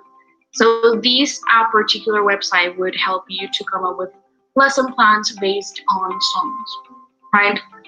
So here, for example, you can find song activity based and look according to your students' interests, probably according to your students' level. And I'm sure you will find something that they will enjoy. Let's see here, for example, we can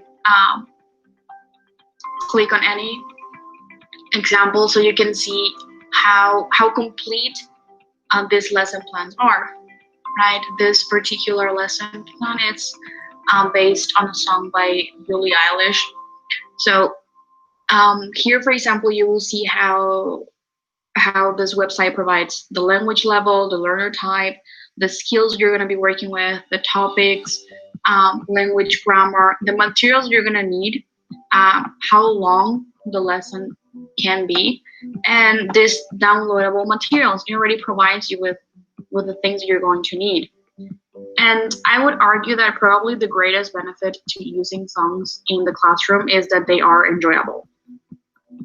So I hope you find this website useful to make your classes and your lessons more meaningful for your students.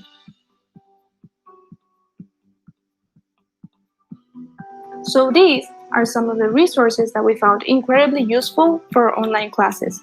These are tools that we use every single day and that we believe have made our work a lot easier during these times. As teachers, we should always continue learning and finding new ways. So we hope you find these resources useful as well and share them with other teachers. Thank you so much for your attention, and we hope you enjoyed the video. Bye bye.